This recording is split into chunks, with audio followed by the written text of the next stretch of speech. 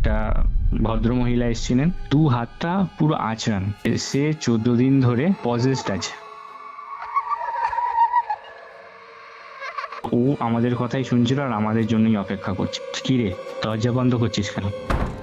দেখ, তোরা তো দেখতেই এসেছিস, দেখ, আরো ভালো করে দেখ। কি সাংঘাতিক! আমি বললাম, আন্টি একটু জল পাওয়া যাবে?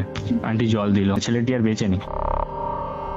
মানে আঙুল দিয়ে যে ও খেয়েছে না, মানে আঙুলের যে নখের জায়গাটা ছেলেটির, ওই নখের জায়গাটা ক্ষয়ে গেছে। তুই রান্নাঘরে যা, নিচে দেখ, পিছনে দেখ, অনেক আরশোলা আছে, ওগুলোকে ধরে নিয়ে। পুরোনো গ্রাম্য সাইডের বাড়ি, সেখানে 2টো আরশোলা দেখা গেছে। কিছুক্ষণ পর সাথে সাথে সাট করে নেমে ওখান থেকে তুলে সঙ্গে সঙ্গে গালে ঢুকিয়ে দিল। তখন কিন্তু ওর পা কিন্তু আর বিছানাতে নেই, ওর পা কিন্তু দেওয়ালে উল্টো হবে। সাংঘাতিক! উল্টো হয়ে গিয়ে মহিলা দিয়ে তাকিয়েছে, বলছে তুই আমার কি করবি? উগুর হয়ে বসে উনুনের ছাই আছে না, ছাইগুলো নিয়ে খাচ্ছে। শুধুমাত্র 2টো হাত অ্যাপ্লাই করে ও আম গাছে উঠে গেছে ভয়েতে। আমি আর ও নেমে হোটেল থেকে বেরিয়ে, মানে রুম থেকে বেরিয়ে, সিঁড়ি থেকে নেমে একদম রাস্তায় গিয়ে দাঁড়িয়ে রয়েছি। রাত 3টে বাজে বোঝো। এটা অনেক পরে রিয়েলাইজ করেছি বিষয়টা, যে আমরা অত্যন্ত বড় একটা ভুল করে ফেলেছি ওই জায়গাটায় জলটা খেয়ে।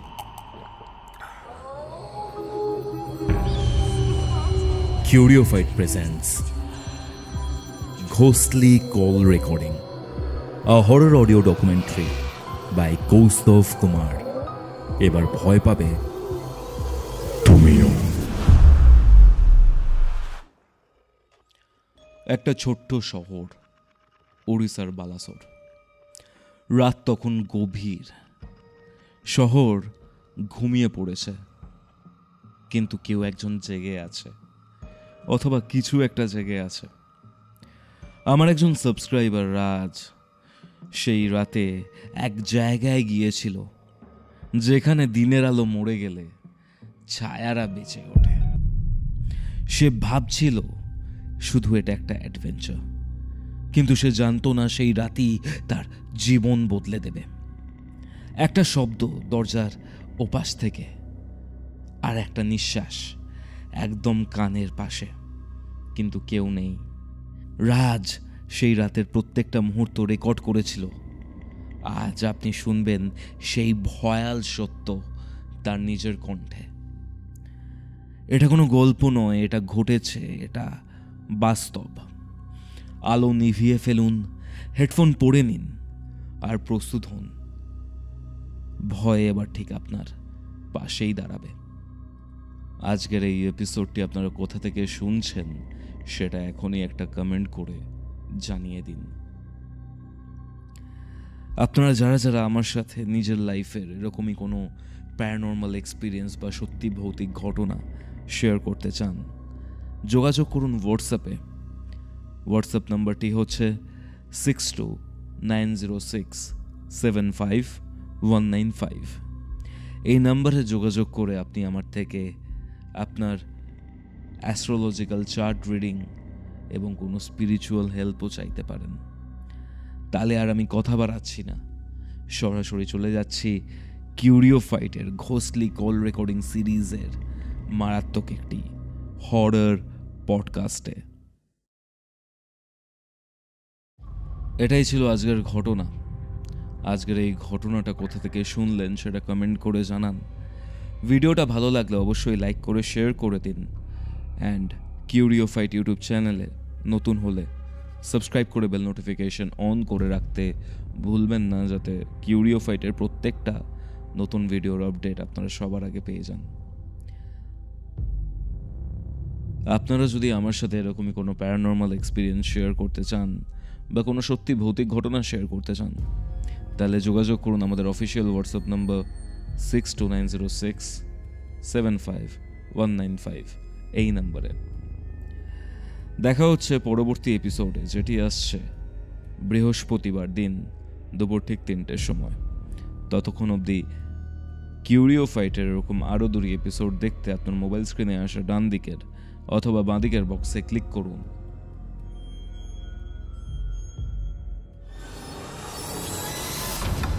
ঘড়িতে বেলা 3টে। আপনারা শুনছেন কিউরিওফাইটের ঘোস্টলি কল রেকর্ডিং। আপনাদের আজকের হরর ডোজ। হ্যালো রাজ, কেমন আছো? ভালো আছি কৌস্তবা, তুমি কেমন আছো? আমিও ভালো আছি।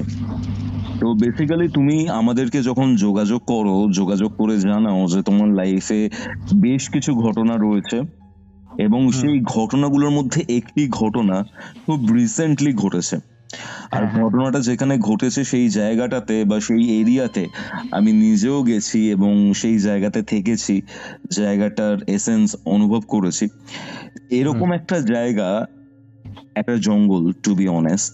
হ্যাঁ, হ্যাঁ। সেই জায়গাতে দাঁড়িয়ে এরকম ধরনের ঘটনা তোমার সাথে ঘটেছে, তুমি যেটা জানিয়েছো, সেটা আমাকে হুম। খুব বেশি না, মানে কি বলবো, মানে একটা ভয়ের যে হিমেল স্রোত রয়েছে, অনেক সময় কোনো ঘটনা শুনতে শুনতে পিঠ দিয়ে একটা ঠান্ডা স্রোত বয়ে যায়, সেরকম একটা হ্যাঁ, ফিলিং একদম দিচ্ছে।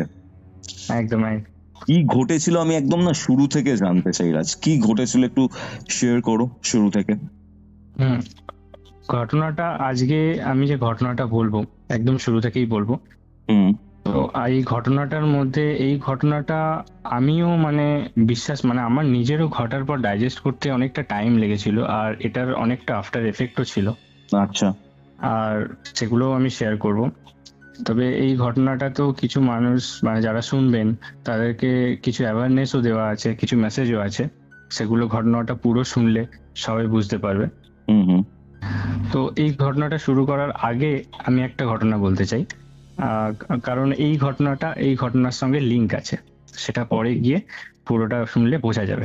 হুম হুম হুম। তো আগের ঘটনাটা হচ্ছে, আমি আগে ফুটবল খেলতাম। হুম আমাদেরই পাড়ায় একটা জায়গায় আমি ফুটবল খেলতাম। তখন আমি ক্লাস 7-8-এ পড়ি, হুম মোস্ট প্রবাবলি সেরকম সময়। তো এরকমই একটা সন্ধ্যেবেলা আমি ফুটবল খেলে মাঠেই বসেছিলাম, রবিবার দিন একাই বসেছিলাম। হুম তো হুম পাড়ায় যেহেতু, তো পাড়ায় সবাই তো আমাকে চেনে জানে, এতদিন বড় হয়েছি। তো আমি ওখানেই বসে তখন ফুটবল নিয়ে বসেছিলাম, সবাই চলে গেছিল সন্ধ্যে, আই গেস 6টা 6:30 নাগাদ, তখন সন্ধ্যেবেলা হয়ে এসছে, অন্ধকার প্রায় হবে হবে ভাব। তো সেরকম সময়তে আমি বসেছিলাম, আমারই পাশে একজন আমাকে দেখতে পেয়েছিল, আমাকে ডাকছিল, আমি না শুনতে পাইনি। হুম। তো শুনতে পাইনি এবং তিনি ডাকা ছেড়ে দিয়েছে। যে ডাকছিলেন, কোনো কারণে একটা ডাকছিলেন উনি, আমার পাড়ারই চেনা জানা একজন, আমারই বাবার চেনা জানা। পরে আমি ওনার কাছ থেকে জানতে পারি যে আমার পেছনে কেউ একজন দাঁড়িয়ে ছিল, আমার সাথে কেউ একজন দাঁড়িয়ে ছিল, এটা ওনার মতামত। যে উনি উনি দেখেছেন বলছেন, এটা? হ্যাঁ উনি দেখেছেন আমার পেছনে কেউ একজন দাঁড়িয়ে ছিল। তুমি এবার বুঝতে পারো না? আমি বুঝতে পারিনি যে আমার পাশে, আমি একাই বসেছিলাম সেখানটায়। আচ্ছা। তো আমি জিজ্ঞেস করলাম যে আন্টি, আমার তো পেছনে কেউ ছিলই না, বা কেমন দেখতে ছিল আপনি যদি আমাকে ডিসক্রাইব করেন আমি বলতে পারি। উনি বলছেন যে খুব লম্বা একটা মানুষ, সে কোট আর প্যান্ট পরেছিলেন এবং মাথায় একটা হেড ছিলেন। স্বাভাবিকভাবে এরকম ভাবে তো কেউ ক্যাজুয়ালি ঘোরে না, না, আমাদের এখানে তো কলকাতায় ঘোরেই না। বিশেষ করে কোনো বাঙালি হিন্দু বাঙালি, এরকম না না, কেউ ঘুরে। এরকম ভাবে কেউ ঘোরে না। তো আমি খুব অবাকই হয়েছিলাম। তো আন্টিকে বললাম, না এরকম ভাবে তো আমি কাউকে চিনি না আন্টি। তখন উনি বললেন কি, দেখ বাবু, আমিও তো দেখে সন্দেহজনক, আমারও মনে হয়েছে জিনিসটা, হুম হুম হুম। আমি যার জন্য তোকে ডাকছিলাম যে তুই ওখান থেকে সরে আয়। তো আমি শুনতে পাইনি, তো আমি অতটা সে সময় গা লাগাইনি। আর উনি আমার মার কাছে বলেছেন, প্লাস তারপরে যেই ঘটনাটা ঘটেছে, আমার হুম, সঙ্গে এরকম কাউকে দেখেছেন সন্দেহজনক ভাবে, বাট আমি জানি না কেউ দাঁড়িয়ে ছিল। উনি ওর ব্যাপারটা বুঝতে পেরেছেন যে কেউ একটা তো ছিল, কোনো একটা ছায়া বা অবয়ব, এরকম একটা কেউ ছিল, সেটা ওনার কাছ থেকে আমার শোনা। হুম। তো আমার আমার ছোট থেকে একটা প্রবলেম আছে, আমি জানিয়ে রাখি এখানটায়, যে আমার হাওয়া বাতাস খুব একটা লাগে না, আমার রাশি খুব হালকা। বলে না আচ্ছা। অনেকে রাশি হুম, হালকা, আমার হাওয়া বাতাস খুব লাগতো। তো আমার মা ব্যাপারটা বুঝতে পারে। দেন আমার মা আমার গুরুজির কাছে নিয়ে যায়। এবার আমার গুরুজির কথাটা একটু বলি, যে গুরুজি হচ্ছেন আমার বাবার একজন বন্ধু। আমার বাবার তো গার্মেন্টস এর বিজনেস। হুম, হুম, তো সেই সূত্রে গুরুজির একটা আশ্রম আছেন, যেখানে বাচ্চাদের উনি দেখাশোনা করেন, খাওয়া দাওয়া করান। তো এই বাচ্চাদের জন্য জামা প্যান্টটা পুরোটা, মানে ড্রেস আপটা পুরো আমার বাবার কাছ থেকে যায় আর কি। আচ্ছা। তো সেই সূত্রে গুরুজির সঙ্গে অনেক পুরানো, আমার বাবার বিয়ের আগে থেকে গুরুজির সাথে আলাপ। তো গুরুজি আমাকে খুব ছোট থেকেই দেখেছেন বড় হতে। হুম হুম। তো ওনার কাছে নিয়ে যায়, উনি যথারীতি আমাকে ঝাড়িয়ে দেন। তো উনি বলেন যে কেউ একজন ছিল, বাট ওকে কোনো ক্ষতি করতে আসেনিও, তবে হ্যাঁ ছিল, তো ও চলে যাবে। তা আমাকে একটা উনি ছোট্ট ওই পিতলের কয়েন হয় না, যে অনেক পুরানো, অনেক পুরানো একটা কয়েন উনি দিয়েছিলেন, বলেছিলেন বাবু এটা তুই তোর কাছে সবসময় রেখে দিবি, দূরে করবি না, রাখবি সবসময় তোর কাছে। তো তখন তো আমি আমার ব্যাগেই রাখতাম, যেহেতু আমার স্কুল ব্যাগ বই খাতা তখন আমার সাথেই থাকতো সবসময়, আমি খুব পড়তাম, বইয়ের সাথেই বেশি সময় কাটাতাম সেই সময়টা। তারপরে ঘটনাটা ওখান থেকে তারপরে আর কেউ কিছু আমিও ফিল করিনি, বা কেউ কিছু আমার পেছনে ওরকম কিছু দেখেও নি। তারপরে বড় হলাম, পর থেকে ওই কয়েনটা পাওয়ার পর থেকে তারপরে উনি ঝাড়িয়েও দিয়েছিলেন আমাকে কয়েকবার। তো তারপরে আমি আর এরকম ফিল করিনি, বা কেউ আমার পিছনে এরকম আর কাউকে দেখেননি কোনোদিনই আমাদের পাড়ায়। তো তারপরে বড় হলাম, বড় হওয়ার পর এতদিন কেটে গেলে, এতগুলো বছর কেটে গেল, আমি আর কোনোদিনই সেরকম ফিল করিনি। আর আমি তারপর থেকে আস্তে আস্তে না খুব সাহসী হয়ে গেছে। এমনিতেও আমি ছোট থেকে খুবই সাহসী ছিলাম। সাহসী বলতে আই গেস যত পড়াশোনা করছি জিনিসগুলো লজিক্যাল হয় না, মানে কিরকম হয় আর কি, জানি বুঝি ব্যাপারগুলো। তো তারপরে আর কোনোদিনই ফিল করিনি জিনিসটা। তারপরে ওটা বইয়ের ব্যাগ থেকে আস্তে আস্তে মানি ব্যাগে চলে আসলো কয়েনটা। আমি ওটা আমার কাছে সবসময় রাখি, এখনো আমার কাছে রয়েছে। তো ওটা আমি রেখে দিই, তো ছেলেদের মানি ব্যাগটা তো সঙ্গে সবসময় সাথে থাকে, তো ওইখানটাতেই রেখে দিই আমি সবসময়, থাকে ওটা আমার কাছে। এই ঘটনাটা আমি বলে রাখলাম। তো এইটা পরে লিঙ্ক আছে আচ্ছা আজকে যে ঘটনাটা আমি বলবো সেই ঘটনাটার সাথে। এবার ঘটনাটায় আসি। ঘটনাটা শুরু হয় জানুয়ারি 2025, একদম রিসেন্ট, এই বছরের ঘটনা। আচ্ছা। আর ঘটনাটা এই বছরে হওয়ার জন্য আর আমার পুরোপুরি ভাবে মনে আছে, একদম মানে সদ্য হওয়া ঘটনা, একদম তাজা মানে আমার কাছে ঘটনাটা। মানে আফটার এফেক্টটা বলা চলে যে এখনো প্রায় কিছুটা এফেক্ট আমার উপরে এখনো আছে, আমার এবং আমার বন্ধু যিনি আমার সঙ্গে ছিলেন, যে ছেলেটি। ওকে। ঘটনাটা শুরু হয় আমাদের অফিস, আমি তো একটা সেক্টরে চাকরি করি, আমি নাম নিচ্ছি না। তো আমাদের এখানে যে সেক্টরটা আমি চাকরি করি, এইখানে ব্রাঞ্চ আছে একটা, প্লাস ওড়িশাতে একটা ব্রাঞ্চ আছে কুলডিহা বালাসোরে। তো আমাদের প্রত্যেকটা বছর না ওইখানটায় একবার না একবার ভিজিট করতে হয়, মিটিং থাকে, কিছু কাজ থাকে। তো এই বছরে 2025-এ আমাদের জানুয়ারিতে যাওয়ার প্ল্যান হয়, আমাদের অফিস থেকে আমাকে পাঠানো হয়। স্যার বললেন যে তোমাকে যেতে হবে, তুমি একজন তোমার টিম মেম্বারকে সাথে নিয়ে নাও। তো আমি আমার টিম মেম্বার বিক্রমকেই নিলাম, আমি নামটা বলেই দিলাম। তো ওর কাছ থেকে জিজ্ঞেস করেই আমি বলেছি। তো বিক্রমকে আমি বললাম তুই আমার সাথে চল। ও তো আমাদের তো কাজের ক্ষেত্রে সবসময় এদিক ওদিক যাওয়া হয় না, তো খানিকটা ঘোরার লোভেই একটুখানি হ্যাঁ বলে দিয়েছিল, রাজি হয়ে গেল যে হ্যাঁ ঠিক আছে যাওয়াই যায়। তো শনিবার দিন আমাদের এই প্ল্যানটা হয়, আমরা বললাম ঠিক আছে আমরা সোমবার দিন বেরোবো, রবিবার আমাদের ছুটি আছে। তো রবিবার দিন আমরা ব্যাগ প্যাক পুরো কমপ্লিট করে রবিবার দিন, তারপরের দিন সোমবার দিন আমরা সকাল 10টা থেকে 10:30 নাগাদ আমরা এখান থেকে রওনা হয়ে সোজা আমরা উড়িষ্যার পথে যাই, বাইকে যাই, আমারই স্কুটিতে আমরা যাই। স্কুটিতে গেছো? হ্যাঁ আমরা স্কুটিতে গেছি, আমারই স্কুটিতে গিয়েছি আর কি ওখানটা। তো ওখানে পৌঁছাই, রাস্তা দিয়ে বাই রোড যেতে আমাদের সময় লেগেছিল 6 ঘন্টা, 6 আওয়ার্স মতো লেগেছিল আমাদের বালাসোর পৌঁছাতে। ওখান থেকে আর একটু রাস্তা, ওই 6.5 ঘন্টা মতো লেগেছিল আমাদের কুলডিহা পৌঁছাতে, নীলগিরির ওখানটায়। তো জায়গা খুবই ভালো লেগেছিল, ওই দিকটা গ্রাম সাইড, তুমি গেছো বললে ওই জায়গাটা, ওই দিকটা খুবই গ্রাম সাইড। তো আমরা অফিসে পৌঁছাই জঙ্গলের, মানে কুলডিহা জঙ্গলটার ভেতরে আমাদের কাছাকাছি, মানে ভেতর বলতে একদম পাশাপাশি আমাদের অফিস। তো সেখানে পৌঁছে আমরা 2 দিন ওখানে অফিস কোয়ার্টারে থাকি। ওখানে মিটিং যা যা কাজ ছিল আমাদের, আমরা সেগুলো শর্ট আউট করি। ওখানে মিটিং ছিল, আরো কিছু অফিসের কাজ ছিল, সেগুলো করি, আমরা 2 দিনে কমপ্লিট করি।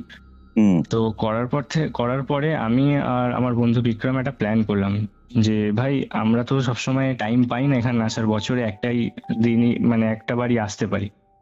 তো আমরা 2 দিন তো আমাদের কাজ কমপ্লিট, 2 দিনের টাইম ছিল, চল আমরা আরো 3 দিনের লিভ দিয়ে একটুখানি ঘুরে নিই। স্বাভাবিকটা যেমন হয় বাইরে গেলে, অনেকদিন পর গেলে, সেরকমটাই আমাদের আর কি। তো আমরা ওখান থেকেই ওই অফিসে লিভ অ্যাপ্লাই করার পর আমরা ওই কোয়ার্টারটি ছাড়ি। তার 2 দিন পরে, মানে সোমবার, মঙ্গলবার, বুধ, বৃহস্পতি, শুক্রবার নাগাদ আমরা ওখান থেকে মানে কোয়ার্টারটা ছাড়ি। আচ্ছা আচ্ছা। কোয়ার্টারটা ছেড়ে আমরা লিভ অ্যাপ্রুভ করে, তো আমরা ওখান থেকে পৌঁছাই স্কুটিতে করে আবারও পঞ্চলিঙ্গেশ্বর। একদম হুম, হুম। মন্দিরের কাছাকাছি ওই সাইডটার দিকে। জায়গাটা একটু পাহাড়ি, একটু গ্রাম্য, মানে একটু শহরের থেকে জঙ্গলও আছে। দূরে, তো হ্যাঁ ওই দিকটা একটু জঙ্গল টাইপেরও আছে। খুব ভালো লাগে জায়গাটা, এক্স্যাক্টলি। খুব সুন্দরই জায়গা। ওখানে আমরা পৌঁছাতে পৌঁছাতে আমাদের ওখানে কোয়ার্টার ছেড়ে সেই ওখানে পৌঁছাতে সন্ধ্যেবেলা 5টা 5:30 বেজে যায়। তারপর ওখানে কিছু গেস্ট হাউস আছে যেগুলো থাকা যায় আর কি, হোমস্টে বা হোটেল টাইপের আছে। আরো 1-1.5 ঘন্টা সময় চলে যায় আমাদের যে এই কোথায় থাকবো, হোটেল ফোটেল নিতে। তো আমরা এখানে কাছাকাছি একখানা হোটেল নিয়েছিলাম, হোমস্টে টাইপের, ছোট ছোট ওখানে হোটেলগুলো, খুব বেশি বড় নয়। তো পেয়েছিলাম ওখানে, আমাদের রুমটা ছিল না মানে 2 তলার উপরে। আর 2 তলার ওপরটা খুব সিজন তো তখন নয়, মানে জানুয়ারি টাইমটা, হুম, হুম, হুম। মোটামুটি লোক গেছে। নিচের তলায় কয়েকটা লোক ছিল, কিন্তু 2 তলায় আমি লক্ষ্য করলাম কোনো লোক নেই, ইনক্লুডিং ছাদ ওখানে আছে। 2 তলায় যে সাইডটা পুরো রুম ভর্তি, ছোট ছোট রুম, দুজনে থাকার মতো। সামনে ছাদ আর ওপারটায় পাহাড় আছে। পঞ্চলিঙ্গেশ্বর মন্দিরটা তো পাহাড়ের মানে একদম গায়ে পড়েই প্রায়, একদম। ওইখানটা একটা পাহাড় টাইপের রয়েছে। তো ভিউটা আমাদের ভালো লাগলো, আমরা বললাম ঠিক আছে, কেউ না থাকলেও কোনো অসুবিধা নেই, আমরা উপরে থেকে যাবো দুজন। তাছাড়াও দুটো ছেলে থাকবে, একটু ড্রিঙ্ক ফিঙ্কের ব্যাপার থাকে, একটা প্রাইভেসি লাগে। হুম। তো আমরা উপরেই গিয়েছি, ভালো লাগলো জায়গাটা। তো সন্ধ্যে 6টা 6:30 বেজে গেছে, একটু স্ট্রেস ছিল, কাজ বাজ করে এসেছি, এতক্ষণ খাটাখাটনি হয়েছে। তা আমরা বলি একটুখানি কিছুক্ষণ বসে, আর ওদিকটা গ্রাম সাইড তো মোটামুটি মোটামুটি 9:30 9:30 মধ্যে না সবাই ডিনার করে নেয়, যেটা আমাদের এখানে হয় না। হুম, হুম। তো ওই রকম টাইমে আমাদের খাওয়ার জন্য মানে ডাকা হলো, ওখানে যিনি ছিলেন হোটেলে নিয়ে গেলেন। তো নিচে আমাদের মানে বসার জায়গা, খেতে বসার যা ডাইনিং প্যাসেজ, তো আমরা ওখানটায় পৌঁছালাম। আমরা যথারীতি খেতে বসেছি। তো এই জায়গাটা একটু ভালোভাবে শুনবে, যে আমরা খেতে বসেছি, আমাদেরকে খাওয়া দাওয়া সব দেওয়া হলো। তো আমরা লক্ষ্য করলাম একটা ফ্যামিলি এসছেন ওখানে খেতে, যাদেরকে আমরা কিন্তু বিকালবেলা এসে মানে ঢোকার সময় দেখিনি। মানে ওখানটায় বিকালবেলা তো ঘরের ভেতর সবাই থাকে না, সবাই বাইরেই থাকে, ঘুরে ফেরে দেখাই যায় কে আছে কে না আছে, কিছুটা হুম, হুম, মানে হুম। চেনা মুখ নয় আর কি আমাদের। হুম। আর তাদের চেহারাও দেখে মনে হচ্ছে না এখানে হোটেলের কেউ না। ঘুরতে গেলে তো একটা আলাদা আউটফিটে আমরা যাই না, এক্স্যাক্টলি। তো ওখানকার কেউ একজন মনে হলো। আর প্রত্যেকটা ফ্যামিলি মেম্বারের মানে শরীরে মানে একটা স্ট্রেস, মানে 6-7 দিন ঘুমায়নি এরকম একটা হয় না, চোখের তলায় কালি পড়া, চোখটা ঢুকে যাওয়া, খাওয়া দাওয়া ঠিক হয়নি, এরকম একটা ব্যাপার। তো 4 জন এসছিলেন, একটা ভদ্র মহিলা এসছিলেন, আর তার হাজব্যান্ড এসছিলেন, এবং আরো 2জন এসছিলেন ওনার ফ্যামিলি মেম্বার আর কি। ভদ্র মহিলার মানে হাতটা পুরো আঁচড়ানো, মানে বীভৎস ভাবে আঁচড়ানো। আচ্ছা, না মানে লাল- মানে নখের। আঁচড়ে দেওয়া, নখের আঁচড়ানো। আচ্ছা। নখ দিয়ে আঁচড়ালে যেমনটা হয়ে যায় না, মানে দুটো হাতে, মানে এলবো থেকে শুরু করে কুনুই অব্দি পুরোটা মানে আঁচড়ানো। এই হাত, এই ডান হাত, বাঁ হাত, 2 হাত এরকম। উনি ঘুমাননি মনে হয়, দেখলে 6-7 দিন এরকম ঘুমায়নি, যেমনটা আমি আগে বললাম। শরীরে একটা আলাদা মানে লেভেল, মানে নির্যাতন করলে যেমনটা হয় না, মানে একটা মানুষের উপর অত্যাচার হলে কেমনটা হয়, মানে এই রকম ধরনের একটা জিনিস। আর উনি মহিলা, আর প্রত্যেকটা ফ্যামিলি মেম্বারও সেম। আচড়ানোটা বাদ দিয়ে, আচড়ানোটা শুধু পার্টিকুলার ওই মহিলাটার, বাদ বাকি শরীরের অবস্থা প্রত্যেকজনের একই। তো ওদের মধ্যে একজন ছিল, খুব অস্বাভাবিক লাগলো জিনিসটা দেখে। মানে স্বাভাবিক কেউ একজন হঠাৎ দেখলে এরকম একটা অস্বাভাবিক লাগবে, কেন এরকমটা হলো মানে বিষয়টা। তো ওদের মধ্যেই 2-3 জন এসছে, মানে 4 জন ওরা এসছেন, খেতে এসছেন। তো যিনি আমাদেরকে খেতে দিচ্ছিলেন, আমি তাকে জিজ্ঞেস করলাম যে ব্যাপারটা কি, যে এরকম ভাবে একটা মানুষকে মারলে ধরলেও মনে হয় এরকম অবস্থা, না তার থেকেও এতটা খারাপ অবস্থা। আচ্ছা। মানে তখন উনি মানে যিনি আমাদের খাবার দিচ্ছিলেন, হোটেলের যিনি, উনি বললেন যে ওনাদের একটা প্রবলেম হয়েছে, ওরা প্রায় 10-12 দিন ধরে এরকম আসছেন এখানে খেতে, বাড়িতে ওরা রান্না করতে পারছেন না। তো আমি বললাম এমনটা কেন, জিনিসটা খুব অস্বাভাবিক নয়? ব্যাপারটা শুনলে এরকম বাড়িতে রান্না করতে পারছে না মানেটা কি? আমার তো প্রথমে স্ট্রাইক করলে হয়তো কোনো ফিনান্সিয়াল প্রবলেম হবে, যেমনটা হওয়া স্বাভাবিক, সবারই মনে হওয়াটা স্বাভাবিক এরকম। তারপরে ওনাদের সাথে যে 4 জন এসেছিলেন, তাদের মধ্যে একজন ঠিক আমাদের পাশের টেবিলে, আমারই ডান সাইডে বসেছিলেন। তো আমি আর বিক্রমকে বললাম যে ভাই, আমি কি জিজ্ঞেস করব? জিনিসটা খুব অস্বাভাবিক লাগছে, জানি জিজ্ঞেস করাটা উচিত না, তবু একবার জিজ্ঞেস করি। তো আমি জিজ্ঞেস করলাম যে দাদা, আপনাদের কি কোনো প্রবলেম হয়েছে? কেন এরকম তো খুব অস্বাভাবিক লাগছে আপনাদের দেখতে। যেমনটা হয় আমরা যেমন জিজ্ঞেস করি কাউকে অসুবিধায় পড়লে, এরকমই আর কি, ক্যাজুয়ালি আর কি। তো তখন উনি বলেন যে আমার বাড়িতে ভাগ্নি রয়েছেন, তার বয়স মোটামুটি হবে 16-17 মতো। আমাকে যেমন উনি বললেন যে সে 14 দিন ধরে পজেসড আছে, মানে কোনো একটা এন্টিটি তার উপরে মানে হাবি হয়ে আছে, মানে তার উপরে আছে তার জল করে মধ্যে। আসা। হুম। তো মানে অস্বাভাবিক একটা বিষয়, মানে আমি তো অবাক হয়ে গেলাম সেই জায়গাটায়। মানে আমার শুনেই কেমন 14 দিন ধরে একটা মেয়ে মানে এরকম। আমি তখন বললাম আপনি কারো কাছে নিয়ে যাননি বা কিছু দেখান? উনি বললেন যে 2 জনের কাছে এরকম দেখানো হয়ে গেছে, কিন্তু তারা কিছু করতে পারেনি। আমরা এখন নিরুপায়, আমাদের কিছু করার নেই এই মুহূর্তে, আমরা কি করব জানি না। তখন আমি জানতে পারলাম যে মহিলার হাতে আঁচড়ানো যে দাগগুলো, সেগুলো ওনার মেয়ে, ওটা ওনার মেয়ে যিনি পজেসড হয়ে আছে। আর যে আমার সঙ্গে কথা বলছেন মহিলার ভাই, মানে দাদা হন আর কি, মানে মেয়েটি যে পজেসড হয়ে আছে তার মামা হন আর কি। তো আমি এটা পুরো শুনলাম। তো ঘটনাটা উনি বললেন যে আমরা বাড়িতে রান্না করতে পারছি না, মানে এমনটা ঘটনাটা, মানে ওরা রান্না করছে, রাখছে, এবার তো কিছুক্ষণ রাখতে হয়, ওই কিছুক্ষণ রাখার মধ্যে খাবারগুলো নষ্ট হয়ে যাচ্ছে, মানে আচ্ছা, কোনোভাবে ওরা থাকতে পারছে না। আর যেমন মা আছেন, যিনি মহিলা উনি আছেন, ওনাকে মানে যখনই উনি কাছে যাচ্ছেন ওনাকে আঁচড়াচ্ছে, কামড়াচ্ছে, এরকম একটা অবস্থা। আমরা তো শুধু হাত দেখতে পেয়েছি, হাতটা যেহেতু হাতটা খোলা ছিল বলে আমরা দেখতে পেয়েছি। ওনার মামার কাছে শুনলাম পা থেকে শুরু করে পিঠ পর্যন্ত আঁচড়ানো আছে, মানে এতটা বাজে অবস্থা। আর মামা আর ওর বাবা আর কাকা যারা রয়েছেন তারা ভয় থেকে কাছেই যাচ্ছে না, তারা এই চিন্তাতেই এতদিন ঘুমায়নি যে কি করবে। জিনিসটা মানে খুবই খুবই অস্বাভাবিক। মানে এরকমটা কেউ শুনলে মানে যেই শুনবে তারই একটা খারাপ লাগবে, তাই না বিষয়টা? এক্স্যাক্টলি। মানে এবার তখন আমরা কি করলাম, যে আমি বিক্রমকে বললাম, বিক্রম যে একবার যাওয়া যায়, যে একবার কি গিয়ে দেখবো। মানে একটা কিউরিসিটি হচ্ছে মনের মধ্যে যে একটা বাচ্চা মেয়ে, 16-17 বছরের বাচ্চা মেয়ে, আর তাকে এরকম 14 দিন ধরে এরকম একটা এন্টিটি পজেসড করে আছে, সে এরকম জ্বালা যন্ত্রণা সহ্য করছে, আর ওদের বাড়িতেও এরকম এরকম জিনিসপত্রগুলো ঘটছে একটা মানুষের সাথে, একবার দেখেই আসি। তখন আমার একবার গুরুজির কথা মনে হয়েছিল যে গুরুজিকে একবার জানাবো নাকি তার আগে গিয়ে একবার দেখে আসবো, এমনটা আমার মধ্যে মনে হয়েছিল। আমি বলেছিলাম আমার বন্ধু যে বিক্রম আমার সাথে ছিল, তখন বিক্রম বললো দেখ ভাই, তুই যদি চাস যেতে তুই যেতে পারিস। কারণ ও তো আমার বিষয়ে সব জানতো, বিক্রম অ্যাকচুয়ালি গুরুজির বিষয়ে আমি ওকে বলেছিলাম, ও জানতো পুরোটা, ও আমার খুব কাছের বন্ধু, খুব ক্লোজ বন্ধু আমরা। তো আমরা ওর মামাকে, মেয়েটির মামাকে বললাম যে আমি কি যেতে পারি আপনাদের সাথে। তো প্রথমে আমাদের যিনি খেতে দিচ্ছিলেন হোটেলের, উনি উনি প্রথমে বারণ করেছিলেন আমাদের যে বাবু তোমরা তো কলকাতা থেকে এসছো, তোমরা ঘুরতে এসছো, মজা করতে এসছো, প্লিজ এর মধ্যে পড়ো না, এটা খুবই সাংঘাতিক বিষয়। আমরা তো 12-13 দিন ধরে ওনাদের কাছে শুনছি জিনিসটা। তো হয় না একটা আমাদের যে একটা এক্সট্রা কিউরিসিটি, বড়দের কথা না শোনার একটা আছে না ছেলেদের মধ্যে, এটা থাকে, এগুলো আমরা অতটা পাত্তা দিলাম না আমার কথাতে। আর এটাই আমাদের সব থেকে বড় ভুল হয়ে গেছে গোস্তাপা, আমাদের দুজনের। আর আমরা দুজনে এখনো পর্যন্ত এই কারণটার জন্য প্রচন্ড রিগ্রেট করি যে আমরা যদি ওনার কথাটা শুনতাম না, তাহলে আমরা এই এত বড় ঘটনাটার মধ্যে পড়তাম না, আর এত বাজেভাবে পড়তাম না। তো ওর মামা বললো যে হ্যাঁ কেন যেতে পারবেন না, আমাদের বাড়ি কাছেই, হেঁটে 5 মিনিট এই সামনের গ্রামে। তো আমরা খাওয়া দাওয়া করে আমরা এক প্রকার গেলাম, ওদের সাথেই গেলাম। বেশ অনেক, মানে ওইখান থেকে রাস্তা দিয়ে বেরিয়ে 5-7 মিনিটে হাঁটা পথ, নেমে একটা গ্রাম টাইপের ওই দিকটা।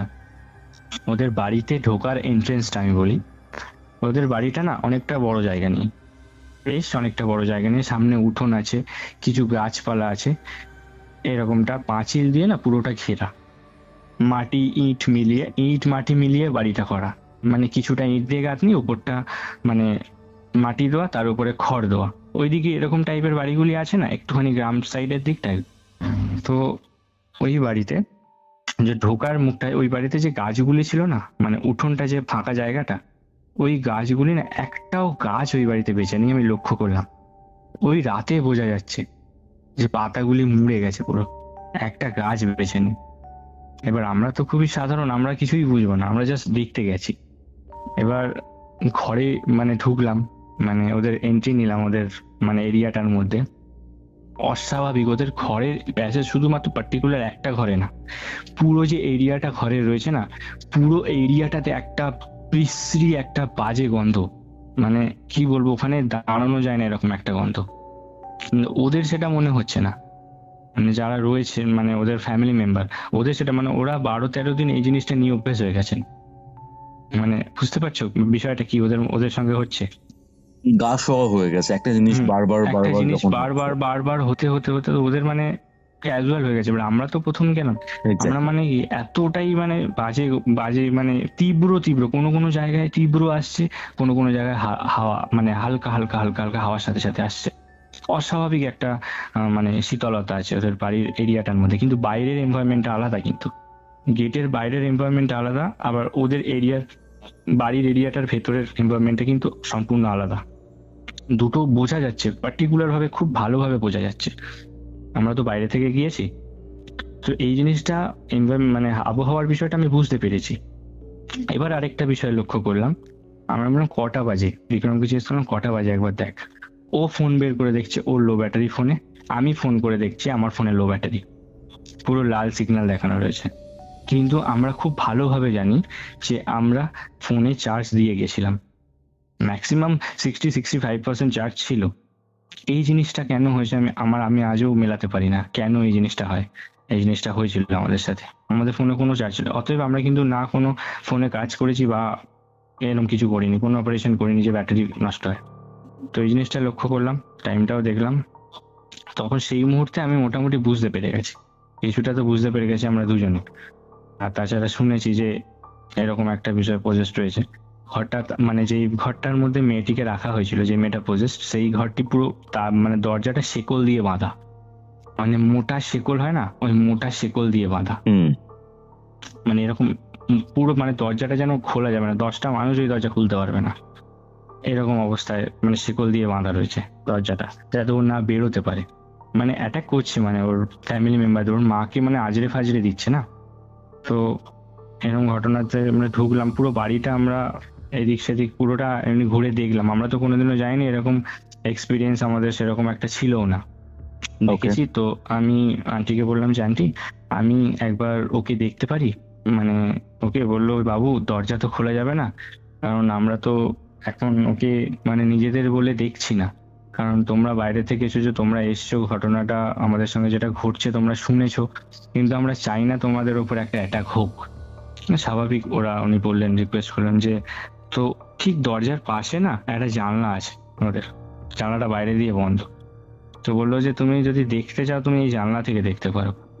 তখন বললাম ঠিক আছে, আমাদের তো সামনাসামনি যেতে হবে, তো আমরা এমনিই ভয় পাচ্ছি, সামনাসামনি যেতে হবে তার তো কোনো মানে নেই, আমরা জাস্ট দেখতাম যে আপনাদের সঙ্গে এটা ঘটছে, যে কি অবস্থায় আছে। 16-17 বছরের মেয়ে মানে তো আমার বোনের মতনই স্বাভাবিক। তো উনি দরজা মানে জানলাটা, খিড়কি জানলাটা আপনি খুলে দিলেন।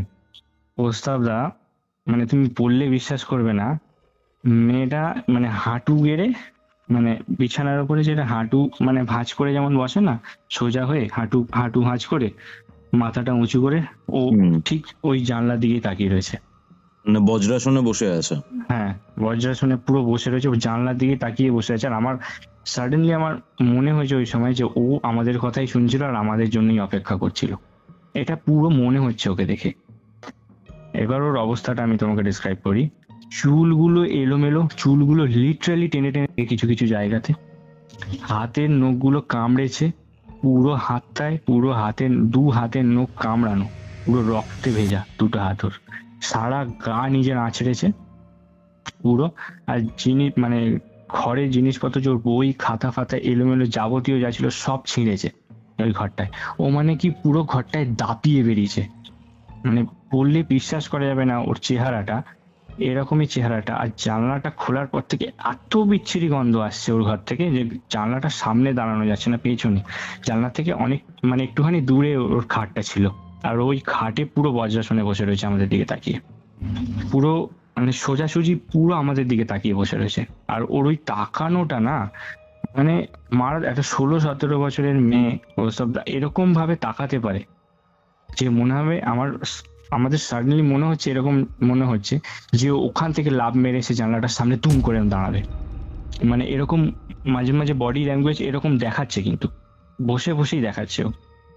আর সারা গায়ে তো রাজার নখগুলো যেন কামড়ে কামড়ে ছিঁড়েছে। আর ঘরের দেয়ালগুলি মাটির দেয়াল, তো উপরের দিকটা ইট মাটি দিয়ে বানানো, তো তো ওই পুরো আঁচড়েছে। দরজাটা তো খুলতে পারেনি ও, যেটা যতটুকু ওর মার কাছে শোনা আমার। দরজাটা অনেক ধাপাধাপি করে, সারাদিন ওই দরজাটা খোলার জন্য ধাপাধাপি করে। ও বাইরে যাবে, এবার ওই দেয়ালগুলোকে না পুরো আঁচড়েছে। এরকম অবস্থা।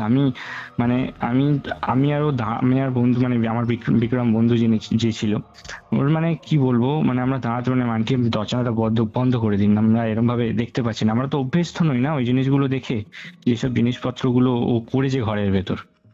দরজাটা বন্ধ করতে যাবে, আন্টি গেল, দরজাটা বন্ধ করতে যাবে, শুধু মানে এমনি জাস্ট হাতটা বাড়িয়েছে, মানে ওর মা আর কি। সাথে সাথে ও কি বলে উঠলো জানো? কি রে, দরজা বন্ধ করছিস কেন? দেখ, তোরা তো দেখতেই এসেছিস, কিছু করতে পারবি না, তোরা শুধু দেখেই যাবি, দেখ আরো ভালো করে দেখ। কি সাংঘাতিক! মানে তুমি ভাবতে পারছো, মানে এরকম ভাবে বলছে। আর ভয়েস, মানে একটা 16-17 বছরের মেয়ের একটা ভয়েস কেমন হবে, যে একটা নম্র ভদ্র মানে শান্ত হবে, ওর ভয়েসটা না আমি কিরকম ভাবে ডিসক্রাইব করবো তোমাকে, কিরকম ভাবে বোঝাবো, মানে ডুয়াল টোন বলে না সেটাকে, একটা ডুয়াল টোন আসে, মানে ভারী একটা এক ধরনের গলা, প্রচন্ড ভারী গলা, মানে ডুয়াল টোনে গলাটা আসছে। এরকম ভাবে বলছে, তোরা তো দেখতেই এসেছিস, দেখ, দেখে যা, তোরা কিছু করতে পারবি না, দেখ শুধু দেখে যা। সাডেনলি এইটা বলে সঙ্গে সঙ্গে আর্চ করে, জানো তো, দুম করে আর্চ করে যায়, মানে মানে দাঁড়িয়ে পিছন দিক দিয়ে হাত করে একদম নিচের দিকে হয়ে যায়, যেমন মানে আর্চ যেরকমটা হয়, মানে উঁচু হয়ে আর কি, উল্টো ভাবে।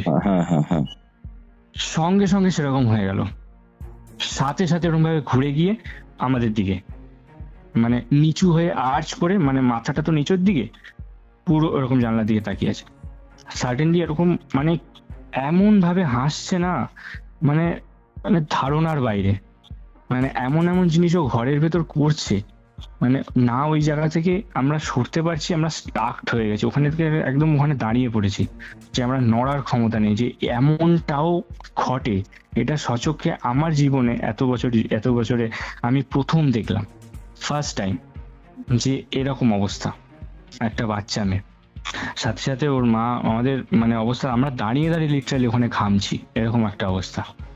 সাথে সাথে ওর মা দরজা বন্ধ করে দিয়েছে, দরজা বন্ধ করতে সঙ্গে সঙ্গে দরজায় দাপাদাপি আবার শুরু, দাম দাম আওয়াজ হচ্ছে ওর দরজাটা, মানে যেটা শিকল দিয়ে বাঁধা ছিল ওর ঘরটা আর কি, যে দরজাটা, সেই দরজাটায় লাথি মারছে জোরে জোরে, প্লাস ঘুষি মারছে, সে কোনোভাবে খুলতে পারছে না দরজাটা। ওই কারণের জন্য আমি বুঝতে পারলাম যে ওই কারণের জন্য শিকল দিয়ে পুরোপুরি বাঁধা আছে, মানে দরজাটা বড় তালা দিয়ে।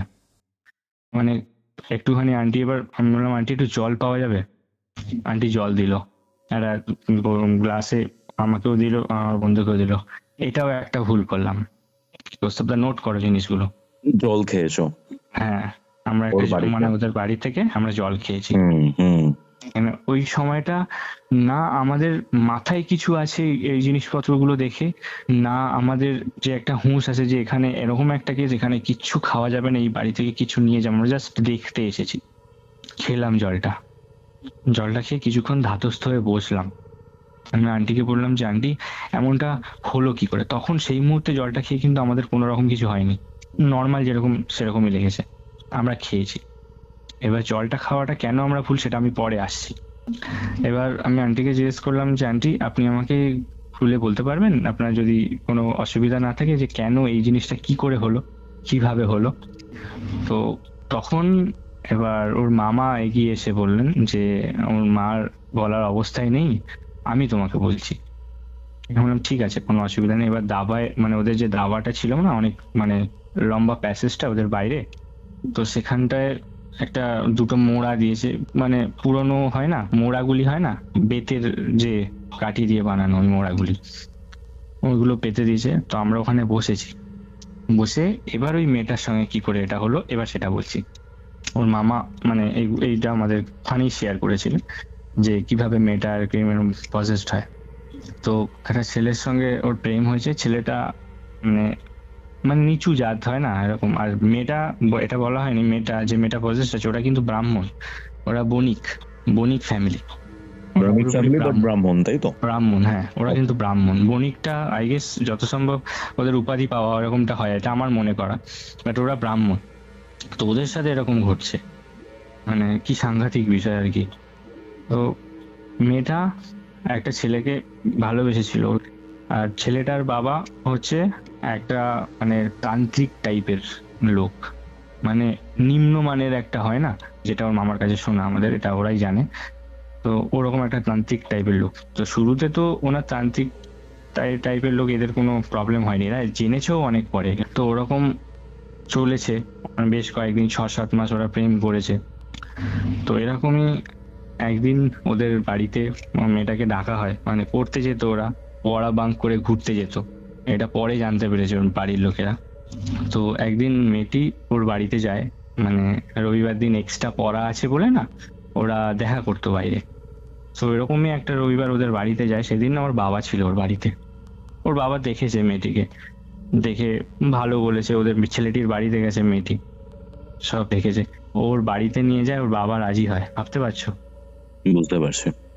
মানে কি ধরনের ছেলেদেরকে মানে ওর বাড়ির ফ্যামিলিরা মানে ছাড় দিয়ে রেখেছে, মানে এরকম একটা বিষয়।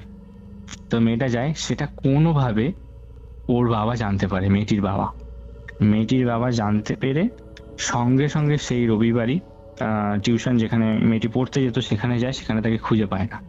ওর ওই স্যারকে নিয়ে প্লাস ওর মামা এবং ওর বাবার আরো মানে গ্রামে চেনা জানা মানে আরো যারা আছেন তাদেরকে নিয়ে ছেলেটির বাড়িতে যায়। ছেলেটির বাড়ি পাশের গ্রাম থেকে আর একটু দূরে, মোটামুটি হাঁটা পথে 25 থেকে 30 মিনিট, প্রায় আধা ঘন্টার এরকম রাস্তা। আর ছেলেটির বাড়ির থেকে মেয়েটির বাড়ির মানে একটু অবস্থাটা ভালো, মানে ফিনান্স কন্ডিশনটা একটু ভালো। তো ওর বাবার একটুখানি চেনা জানা ছিল ওদের গ্রামে, স্বাভাবিক সবারই থাকে, তাদেরকে নিয়ে ও যায়, মানে ওর বাবা যায় ওই ছেলেটির বাড়িতে। ছেলেটির বাড়িতে তো মারাত্মক ঝামেলা হয় এবং এই মানে মেয়েটির বাবা না, ছেলেটির বাবা মানে অঘরি যে বলেছিলাম না, তান্ত্রিক টাইপের লোকটি, যেটা ছেলেটির বাবা, তাকে না হঠাৎ করে কলার ধরে ফেলে, কলার ধরে মারবো বলে এরকম ভাবে আর কি তেড়ে যান। যদি এরকম দেখে নিজের মেয়েকে পড়াশোনা না করে এরকম বাঙ্ক করেছে, স্বাভাবিক একটা বাবা আর মামা তো রেগেই যাবে না, যেমনটা হয় স্বাভাবিক। এরকম প্রচন্ড পরিমাণ ঝামেলা হয় ওই জায়গাটায়। ঝামেলা হওয়ার পর তারপর মেয়েটিকেও ধরে নিয়ে আসা হয়। মেয়েটিকে নিয়ে চলে আসা হওয়ার সময় তখন ওর বাবা বলেন, যখন নিয়ে চলে আসে তখন ওর বাবা মানে মেয়েটির বাবা ছেলেটির বাবাটিকে বলে যে তোরা নিচু জাত, তোরা এরকমটা কখনো চিন্তাই করিস না। ছেলেটিকে আর ছেলেটির মা এবং ছেলেটির বাবাকে মানে মেয়েটির বাবা বলছে যে তোরা নিচু জাত, তোরা এরকম ভাবে চিন্তা করিস না, আমরা ব্রাহ্মণ ফ্যামিলি, আর তোর ছেলেকে না সামলে নে, এরপরে জিনিসটা যদি ধরতে পারি তাহলে কিন্তু তোর ছেলের সাথে জিনিসটা ভালো হবে না। এই জিনিসটা বলার পর ওর বাবা ওনার মেয়েকে নিয়ে চলে আসে, মেয়েটিকেও স্বাভাবিক বকাঝকা করে নিয়ে চলে আসে ওদের বাড়ি থেকে। মেয়েটি আসার সময়, মেয়েরা সাধারণতই হাতে সেই কাঁচের চুড়ি টুড়ি পরে না বাচ্চা মেয়েরা, হ্যাঁ, মানে ওখানটায় ধস্তাধস্তি মানে একটুখানি মেরেছিলেন ওর বাবা মেয়েটিকে, মানে চট থাপ্পড় মেরেছিলেন যেমনটা শাসন করে। তো ওখানে না ওর মেয়েটির কাঁচের চুড়ি কটা ভেঙে পড়ে যায় ওদের বাড়িতে। আর কাঁচের চুড়ি ভেঙে গেলে দেখবে বাচ্চা হাত তো, মানে 16-17 বছরের কত, মানে ওখানে না হাত থেকে না হাতে কেটে যায়, কাঁচের চুড়িগুলো ভেঙে গেছে তো হাতে কেটে যায়, কেটে গিয়ে ওইখানটায় চুড়িগুলো ফাঁক পড়ে যায়, আর ওর সঙ্গে রক্তও বেরোয় হাত থেকে মেয়েটির। তো মেয়েটিকে নিয়ে চলে আসে ওর বাবা না, ছেলেটির বাবা না, এটা খুব মানে লাগে বিষয়টা, মানে একটা খুব খারাপ লাগে জিনিসটা, যে তোরা নিচু জাত করে এরকম ভাবে অপমান, মানে ঠিক আছে একটা ছেলে প্রেম করেছে তুমি তাকে শাসন করে নিয়ে যাও, বাট এই কলার ধরা, এই যে নিচু জাত বলে সবার সামনে এরকম অপমান করা লোকজনের সামনে, এই জিনিসটা না ওনার খুব খারাপ লাগে। আর এমনিতেই উনি একটা মানে তান্ত্রিক অঘরি টাইপের লোক। তো ঠিক আছে, এটা ওনার খারাপ লাগার পর মোটামুটি 1 সপ্তাহ মতো, তারপর আর কোনো ছেলেটিও যোগাযোগ রাখেনি, মেয়েটিও রাখেনি, সবটা মোটামুটি স্বাভাবিক, সবটাই ঠিকঠাক। হঠাৎ করে একদিন ছেলেটির বাড়ি থেকে খবর আসে যে ছেলেটি ছিল, ছেলেটি আই গেস 10-এ পড়তো, একটু বড় ছিল মেয়েটা থেকে, 1-1.5 বছরের মতো বড় ছিল। তো আচ্ছা। ছেলেটি প্রচন্ড জেদি ছেলে ওইটুকু বয়স থেকে। ছেলেটি ওদের সেই চাষের জমিতে হয় না সেই মানে ঘাস হয়ে গেলে বা বেকার কোনো ঘাস ফাস বেরোলে একটা বিষ দেয়, দেখবেন দেখবেন একটা বিষ স্প্রে করে। আগাছা মারার বিষ হ্যাঁ, আগাছা মারার বীজগুলি। আর ওটা না প্রচন্ড পাওয়ারফুল হয়, বিশাল পাওয়ারফুল হয়। তো একটা খবর ওদের বাড়ি থেকে খবর এসছে, মানে এরা জানতে পারে আর কি ছেলেটা ওই যে মানে স্প্রে যে এটা ওর বাড়ি থেকে গুলে রেখেছিল সেটা খেয়ে নিয়েছে।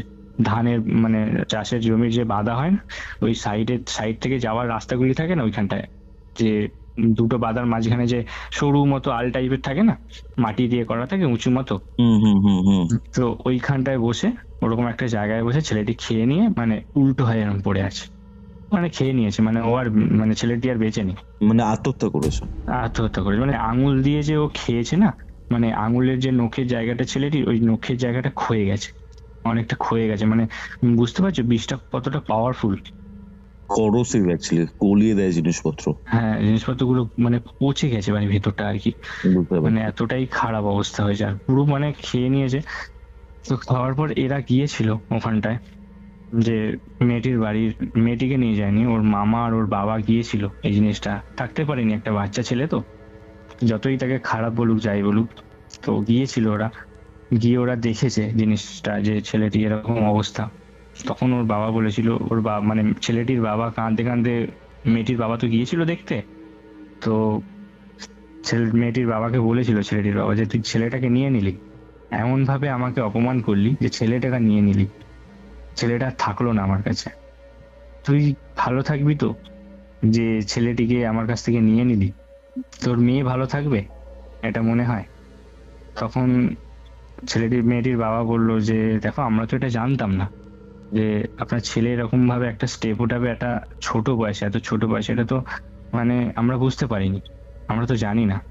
তখন ছেলেটির বাবা বলে যে তুই যাই করিস, জাত নিয়ে বলাটা উচিত হয়নি তোর, খুব খারাপ করেছিস, আর আমি তো এটা খুব সহজে মেনে নেবো না, আমি ছাড়বো না, যা তোরা চলে যা, ভালো হয়। ওরা চলে আসে, আর ওখানে তো কিছু বলার নেই। তো ওর মামা বললো যে দেখো ওখানে তো আর কিছু বলার নেই, চলে এসছে ওরা বাড়িতে। তারপরে সপ্তাহ দুয়েক মানে মোটামুটি আর কোনো রকম কোনো যোগাযোগ নেই, আবার স্বাভাবিক কাটতে থাকে।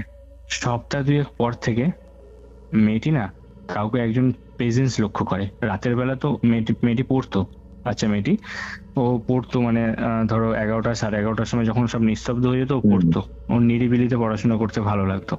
আচ্ছা। তো ও এরকমই একটা দিনে পড়ছে, প্রথম যেদিন আর কি হয়, এরকমই একটা দিনে পড়ছে, রাতেরবেলা খাওয়া দাওয়ার পর ওর খাওয়ার টেবিলে পড়ছে, ও না কারোর প্রেজেন্স লক্ষ্য করছে। আর বাচ্চাদের না সেন্স অফ হিউমার খুব ভালো হয়, ওরা বুঝতে পারে অনেক কিছু। এবার পড়ছে এরকম উল্টো হয়ে, ও কিছু একটা বুঝতে পারছে যে ওর পেছনে যে দেওয়ালটা আছে ওখান থেকে এই সাইডে একটা জিনিস আসছে, আবার ওই সাইডে একটা জিনিস যাচ্ছে, মানে সোজা বরাবর হাঁটছে কেউ, এটাও বুঝতে পারছে, এটা বুঝতে পারছে। আর সেটা একটা মানে মেল যে একটা ছেলে, সেটা বুঝতে পারছে। হাঁটাটা খুব জোরে হাঁটছে আর খুব রেগে আছে, এটা বোঝা যায়, মেয়েটি বুঝতে পারছে। ঘুর হয়ে তাও অতটা গা লাগায়নি, ও ওর পড়ার দিকে মন দিল। সাডেনলি 5 মিনিট পর দুম করে ওই মানে যাকে ও প্রেজেন্স লক্ষ্য করছিল সে সাট করে ঘাড়ের ধারে চলে এসছে। এবারও গরম একটা নিঃশ্বাস পাচ্ছে মানে কাঁধে, হট করে মানে চমকে উঠে দাঁড়িয়েছে, পেছন ঘুরেছে, দেখছে কেউ নেই। এটা ফার্স্ট স্ট্রাইক হলো মেয়েটির, প্রথম। আই গেস কটা বাজে, 11:30 মতো বাজে, 11:30 মতো বাজে, এরকম একটা লক্ষ্য করলো। সাথে সাথে মেয়েটি ঘরের দরজা খুলে বাইরে গেছে। বাইরে গিয়ে ওর মাকে যথারীতি, মাকেই সবার আগে মেয়েরা বলে যে মা এরকম এরকম আমি কারোর একটা প্রেজেন্স লক্ষ্য করছি আমার ঘরের ভেতরে। মা বলছে এমনটা হয় নাকি, কেউ নেই ওখানে, আর আমরা তো কেউ যাইনি, আর তুই তো দরজা বন্ধ করে পড়াশোনা করছিস, কোনোদিন এমনটা হয়নি। তো ওর দরজাটা খুললে না বোঝা যায়, আর আওয়াজ হয়, ক্যাঁচ করে একটা আওয়াজ হয়, মানে পুরোনো বাড়ি তো, মানে এরকম একটা, যে কেউ যায়নি, কোনো আওয়াজ হয়নি, কে থাকবে তোর ঘরের ভেতর, আর তোর পড়াশোনায় ডিস্টার্ব আমরা কেন করতে যাব, মানে সবাই এটাকে উড়িয়ে দিল বিষয়টাকে। তখন ফার্স্টে আর কেউ অতটা নিল না আর কি। তো মেয়েটি কি করবে, ও তো ভয় পাচ্ছে, ছোট। ও আবারও গেল ঘরে, ওর মা ওকে বুঝিয়ে দিল এমনটা কিছু নয়, পড়াশোনা করছিস, পড়াশোনার দিকে মন দে, ওসব কিছু নয়, সব ঠিক হয়ে যাবে। ও আবার যথারীতি গিয়ে পড়েছে, পড়তে বসলো। কিছুক্ষণ পরে ঠরে ওর আর ভালো লাগছে না, এবার বলে শোবো, আমি একটু ঘুমিয়ে পড়বো, পরের দিন সকালে উঠে পড়বো, আমার শরীরটা ঠিক লাগছে না। মেয়েটি শুয়ে পড়লো। তখন কটা বাজে? 12টা 15 নাগাদ, 12টা 15 নাগাদ ঘুমিয়ে পড়লো। এবার হঠাৎ করে রাত্রেবেলা, মানে ধরো 1:30-2টোর দিকে হঠাৎ করে ওর ঘুমটা ভেঙে যায়। হঠাৎ করে ওর ঘুমটা ভেঙে যায় এটা দেখে যে ওর পায়ের সোজাতে কেউ একজন দাঁড়িয়ে রয়েছে। ওই সেম একদম কালো একটা মানুষকে দেখতে পাচ্ছে, ও দাঁড়িয়ে রয়েছে। মানে একটা মেয়ে, ও একা আছে, মানে বুঝতে পারছো কিরকম একটা অবস্থা। বিভৎস ও দেখছে, ভয়ের পরিস্থিতি এটা। মানে ও একটা বাচ্চা, 16-17 বছরের মেয়ে, ও দেখছে পায়ের সামনে কেউ একজন দাঁড়িয়ে রয়েছে, না ও এই এপারের হাত তুলতে পারছে, না ও নড়তে পারছে, না ওর গলার শর্ট বেরোচ্ছে। তো স্বাভাবিক ওরকম ভয় পেয়ে গিয়েছে মেয়েটি, যে সেকেন্ড টাইম এটা প্রথমবারে আর কি, প্রথমবারে দেখলো পড়ার সময়, এবং সেকেন্ড টাইম শোয়ার সময়, আবার সেই দিন রাতেই সেকেন্ড টাইম দেখলো শোয়ার সময়। তখন কটা বাজে? 12টা 15-20 নাগাদ বা 12:30 নাগাদ এরকম ঘটনাটা হবে। মেয়েটি চেষ্টা করছে যে ঘোরার বা একটুখানি ঘুরে উঠে দাঁড়াবে, বা হঠাৎ করে উঠবে, বা চিল্লিয়ে কাউকে ডাকবে তার ঘর থেকে, কিন্তু ও ওটা পারছে না। তার গলা থেকে সাউন্ড বেরোচ্ছে না, সে ওই জায়গাটা যেন আটকে গিয়েছে, পাথরের মতো হয়ে গিয়েছে। এমন একটা সিচুয়েশন ওই টাইমে। স্বাভাবিক একটা ঘুমন্ত অবস্থায় হঠাৎ যদি ঘুম ভেঙে কেউ পায়ের সামনে কাউকে দাঁড়িয়ে থাকতে দেখে, স্বাভাবিকভাবে ভয় পেয়ে যাবে। এরকম একটা সিচুয়েশন, মানে বুঝতে পারছো তুমি? মানে খুবই ভয়ের একটা ব্যাপার যখন তুমি এরকম একটা আনকনসিয়াস ভাবে রয়েছো। হ্যাঁ, প্রচন্ড আচমকা হঠাৎ করে ঘুম ভেঙে, এরকম কিছুটা একটা হালকা তন্দ্রা লেগেছিল, ঘুম পেয়ে গেছিল, এবং হঠাৎ করে ভেঙে ওই জিনিসটা দেখে। এরকম ভাবে দেখার পর যে ও জিনিসটা দেখে, তার জন্য সেই জিনিসটা শোনার জন্য না আমরা তৈরি ছিলাম, না ওর মামা যে বলছে আমাকে ঘটনাটা, যে আমরা যে তৈরি ছিলাম এমনটাও নয়। তারপরে যে ঘটনাটা ঘটলো প্রস্তাবদা, এই যে যে শুয়ে রয়েছে, যে দাঁড়িয়ে ছিল যে অবয়বটা, সে না মনে হচ্ছে পায়ের দিক থেকে না হামাগুড়ি দিয়ে ওপর দিকে আসছে। মানে বুঝতে পারছো সিচুয়েশনটা? পায়ের দিকটা থেকে হামাগুড়ি দিয়ে, মানে ও ওপর দিকে, মানে মাথার কাছে আসছে। মানে ক্রল করে করে হামাগুড়ি দিয়ে হ্যাঁ দিয়ে। হ্যাঁ, মানে গায়ে টাচ নয় কিন্তু, মানে গায়ের দু সাইডে টাচ, বুঝতে পারছি। মানে বিছানায় টাচ দিয়ে সে উপর দিকে আসছে। মানে কোনো ক্রমে মেয়েটা অনেক অনেক চেষ্টা করেও মেয়েটা নড়তে পারলো না। জাস্ট এরকম ভাবে উপর দিকে এসে জাস্ট মুখের কাছে এরকম ভাবে পুরো চোখে চোখ রেখে দাঁড়িয়ে রয়েছে, মানে হামাগুড়ি দিয়ে এইভাবে উঠে পুরো চোখের কাছে, একদম ফেসের কাছে ফেস নিয়ে মেয়েটার দিকে তাকিয়ে রয়েছে। এবং সেই সময় যে বর্ণনাটা, যে সারা সারা মুখটা পুরো রক্তশূন্য, আর মুখের কাছটাতে, মানে সবুজ টাইপের একটা, এক ধরনের লালা থাকে না, একটা সবুজ টাইপের, যে ঠোঁট পুরো এরকম লেগে রয়েছে বর্ণনায়, চোখ পুরো লাল, আর সেরকম মারাত্মক একটা পচা গন্ধ। মানুষ এটা পচে গেলে, মানে একটা অনেক দিন ধরে পচে গেলে একটা বিশ্রী একটা গন্ধ বেরোয় না, সেরকম একটা গন্ধ। মোটামুটি এইরকম পজিশনে প্রায় 8 থেকে 10 মিনিট ছিল মেয়েটি। তো হঠাৎ করে সব স্বাভাবিক হয়ে মেয়েটার সাথে সাথে উঠে, মানে প্রচন্ড পরিমাণে চিৎকার, মানে এতটাই চিৎকার, মানে গলা ফাটা চিৎকার আর কি। মানে সিচুয়েশনটা হলো মারাত্মক ভয়ের সিচুয়েশন সেই সময়টা না। মেয়েটা মানে তৈরি ছিল না এরকম একটা মানে জিনিস দেখবে। মানে সবাই এরকম ঘরের বাইরে থেকে আসে, মেয়েটির ঘরে আসে, যে কি হয়েছে, সবাই হঠাৎ করে এরকম চেঁচামেচি করছে মেয়েটি। তখন মেয়েটি সঙ্গে সঙ্গে খাট থেকে নেমে ওর মাকে জড়িয়ে ধরে আর কি সেই সময়টা, যে মা আমি এখানে ঘুমাবো না, এরকম এরকম আমি একটা জিনিস দেখেছি। মানে আমার ভাবতেও অবাক লাগে, সেই সময় দাঁড়িয়ে তখনও ওর বাড়ির লোককে না বিশ্বাস করা গেল না যে এরকম একটা জিনিস ওর সাথে ঘটেছে ওরকম জায়গা রাতের বেলা সাডেনলি। তখন এক প্রকার বাধ্য হয়ে ওর মেয়েটির সাথে ঘুমালো সেদিনকে রাতে ঘুমিয়েছে। সেদিনকে রাতে তারপর আর কোনো কিছু মেয়েটি দেখেনি। কিন্তু তার পরের দিন সকাল থেকে মেয়েটির মা লক্ষ্য করছে যে মেয়েটির মধ্যে চেঞ্জেস আসছে। তারপর দিন থেকে মেয়েটি আর কিছু দেখছে না, মেয়েটি নিজে দেখাচ্ছে। মানে বুঝতে পারছো কি দেখাচ্ছে? মেয়েটি নিজের মধ্যে চেঞ্জ আছে, চোখ ফোক লাল হয়ে যাচ্ছে, হঠাৎ রেগে যাচ্ছে মেয়েটি, হঠাৎ মানে দুমদাম রেগে যাচ্ছে।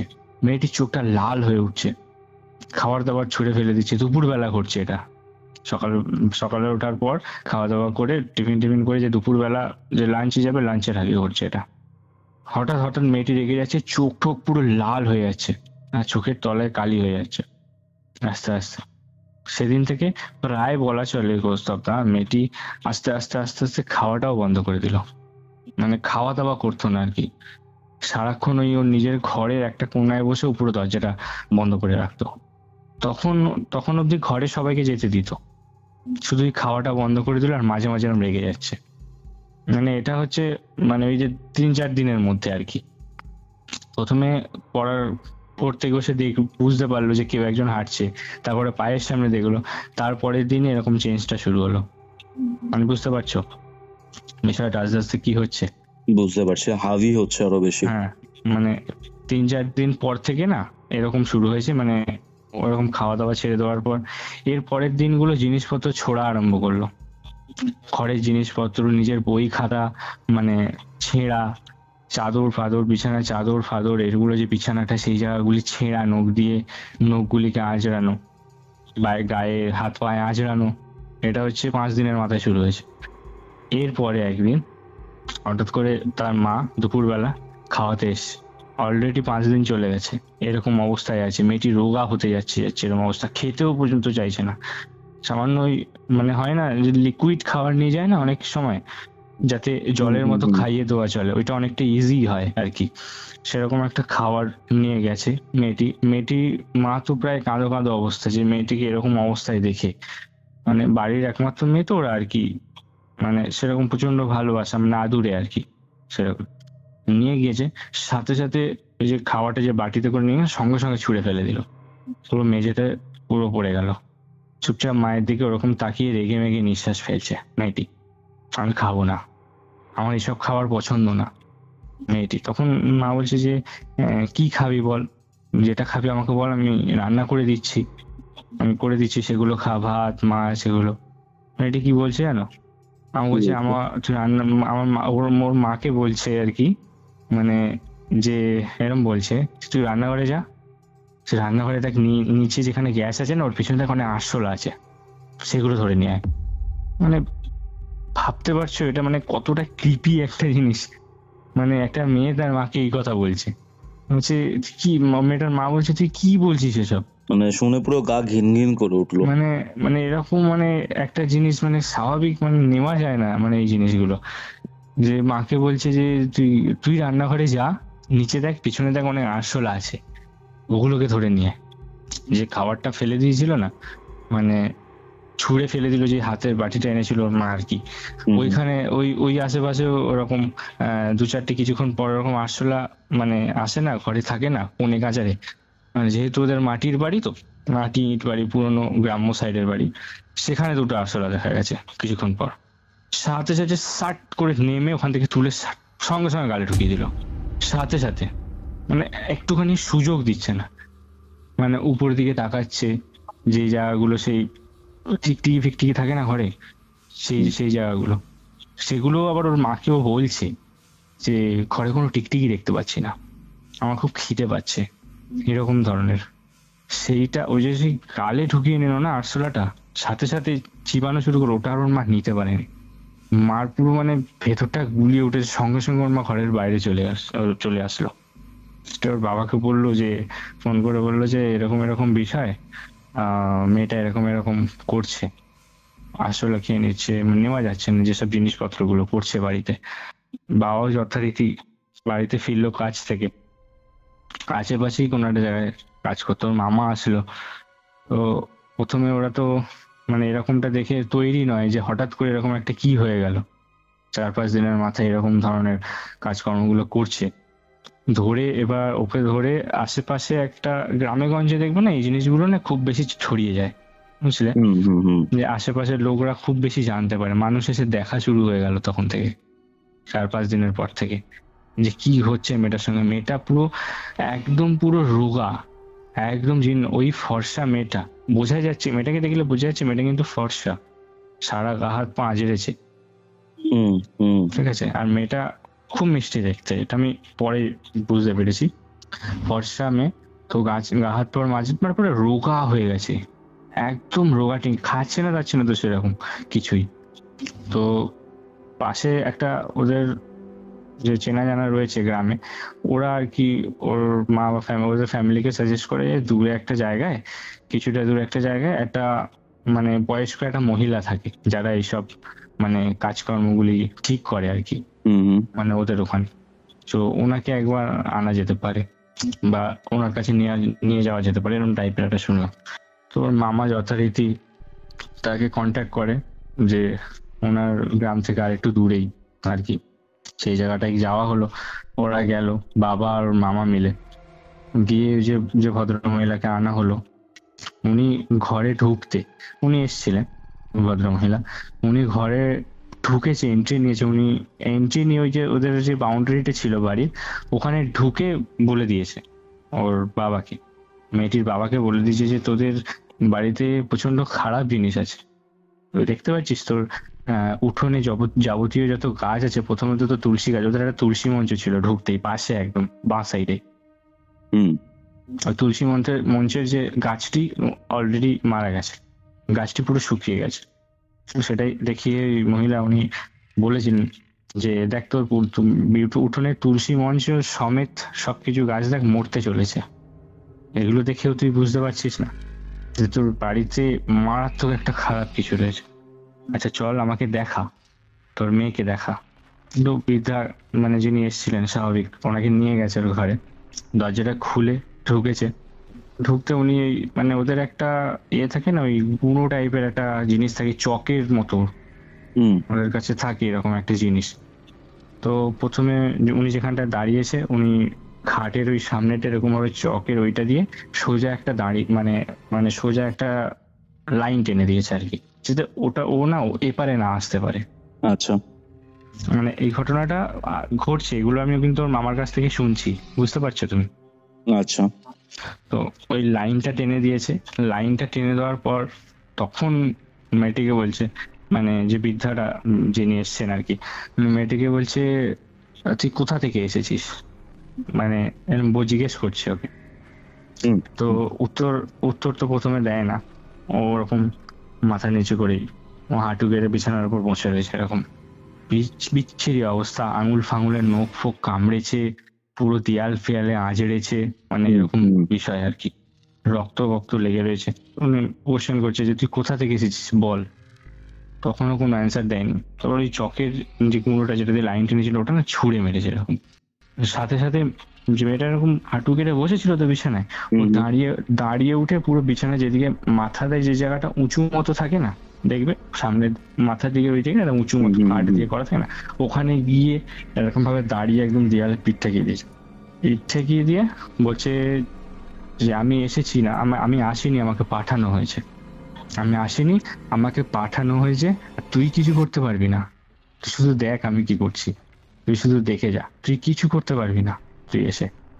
সাথে সাথে ও এরকম পেছন ভাবেই দেওয়ালে দাঁড়িয়ে রয়েছে, কিন্তু পেছন ভাবে দেয়ালে উঠে গেছে, মানে বুঝতে পারছো, মানে হাতটা এরকম পিছনে দিয়ে মাকড়সা যেরকম দেয়ালে ওঠে না, সেরকম উঠে গেছে। তখন কিন্তু ওর পা কিন্তু আর বিছানাতে নেই, ওর পা কিন্তু দেওয়ালে উল্টো হবে। সাংঘাতিক, মানে বুঝতে পারছো কি কি মানে লেভেলের একটা এই জিনিস।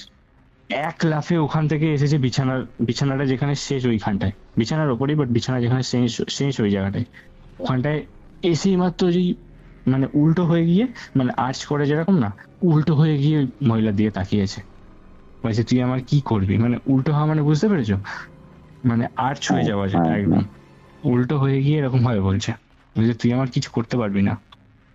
তখন সাথে সাথে ভদ্রমহিলা ওই রকম মানে চকের গুঁড়োটা মতোটা নিয়ে আবার ছুঁড়ে মেরেছে মাটির সাথে সাথে, আবার যে পজিশনে বসেছিল দুম করে বসে পড়েছে, আবার ওরকম ভাবে বসে ওর মহিলার দিকে তাকিয়ে রয়েছে। সাথে সাথে মহিলাটা ওর ফ্যামিলির লোককে নিয়ে বাইরে এসে ওর বাবাকে বলছে যে দেখুন, যে এটা আমার কাজ নয়, আমি এটা ঠিক করতে পারবো না, আপনি কোনো একটা ভালো একজনের নাম্বার দিচ্ছি, তার সাথে যোগাযোগ করুন। উনি একটা মানে দূরে মুসলিমের নাম্বার দেয়, মানে ওদের একটা মুসলিমদের ওই মৌলবি টাইপের হয় না, যারা মসজিদে থাকেন, যারা এইসব কাজকর্ম দেখেন আর কি, ওনাদের একটা নাম্বার দেয়। তো সেই দিন তো ওরা আর যেতে পারে না, ওরকম রাতে বেলা আবার খাবার দিতে গেছে, রাতে বেলা ওর মা বললো পরের দিন যোগাযোগ করবো, সেদিনকে রাতটা অনেকটা দূরের রাস্তা, ওরা আর যায়নি। রাতের বেলা খাবার দিতে গেছে 9টা 9:30টার সময় ওর মা, সঙ্গে সঙ্গে ওর মাকে আঁচড়ানো শুরু করে দিয়েছে। সাথে সাথে এরকম হাত পুরো আঁচড়ে দিল, দুটো হাত এরকম হাত দিয়ে আঁচড়ে দিয়েছে। সঙ্গে সঙ্গে ওর মার মানে মানে ব্লিডিং হওয়া স্টার্ট হয়ে গেছে, মানে এই যে হাতের এলবো জায়গাটা, দুটো দুটো কুমিরের জায়গায়, মানে ওর কাছে ও ঘেঁষতে দিচ্ছে না কাউকে, মানে এরকম একটা বিষয়। সিধা ডাইরেক্ট বলে দিচ্ছে যে আমার ঘরে কেউ ঢুকবি না, ঢুকলে আমি কাউকে ছাড়বো না, এবং একে ধরেছি, একে নিয়ে চলে যাবো। সাথে সাথে সঙ্গে সঙ্গে ওর মা ওইখানে খাবার দাবার ফেলে বাইরে চলে এসছে, এসে দরজা বন্ধ করে দিয়েছে। মানে এরকম একটা বিষয়, মানে কি সাংঘাতিক একটা বিষয়, মানে বুঝতে পারছো, মানে মানুষের রিস্ক হয়ে যাচ্ছে ওর কাছে যাওয়া, এরকম একটা বিষয়, কিন্তু অথচ নিজের বাড়িরই মেয়ে, ভাবো তুমি একবার। তারপরে কি বলি? পর কি মানে এখানে এই ঘটনাটা না, মানে যখন আমি ওর মামার কাছ থেকে শুনছি, নিজেরই মানে ঘটনাটা নিতে মানে ডাইজেস্ট করতে এক সময় লেগে যাচ্ছে যে এই সমস্ত জিনিসগুলো ঘটে। যাই হোক, তারপরে পরদিনকে ওই মৌলবীর সঙ্গে যোগাযোগ করা হয়, যে ওনাকে বলা হয় যে এরকম পুরো ঘটনাটা বলা হয়। তখন 7-8 দিন কেটে গেছে প্রায়, এরকম অবস্থা, যে এরকম খারাপ অবস্থা, মেয়েটি পুরো জীর্ণ হয়েছে, একদম রোগা, পুরো মনে হচ্ছে যেন মানে হাড়ের উপরে জাস্ট চামড়া পড়ানো আছে, এরকম একটা জায়গা, মানে এতটা রোগা হয়ে যায় মেয়েটি। খাওয়া দাওয়া বন্ধ করে দিচ্ছে, আর ওইসব ঘরের মধ্যে পিঁপড়ে আরশোলা এগুলো যেগুলো হচ্ছে সেগুলো নাকি চিবিয়ে চিবিয়ে খেয়ে নিচ্ছে, এইরকম ধরনের বিষয়। নিজের আঙুল ফাঙুল গুলো চিবিয়ে নিয়ে পায়ের নখগুলো বাদ রাখেনি, মানে এতটা বিচ্ছিরি অবস্থা। তখন মৌলভীকে কল করেছেন যে স্যার এরকম এরকম অবস্থা, আমরা কি করব বুঝতে পারছি না। তখন প্রথমে উনি মৌলভী সাহেব যিনি ছিলেন উনি বলেছিলেন যে ওকে নিয়ে আসতে হবে, কিন্তু এরা বলে যে ওকে নিয়ে আসা তো আমরা ওর কাছে যেতে পারছি না, এতটা বিচ্ছিরি অবস্থা করছে, মানে আমরা কাছে যেতে পারছি না। ওর মা কাছে খাবার দিতে গেছে, ওর মাকে আজকে সব ঘটনাটি বললো।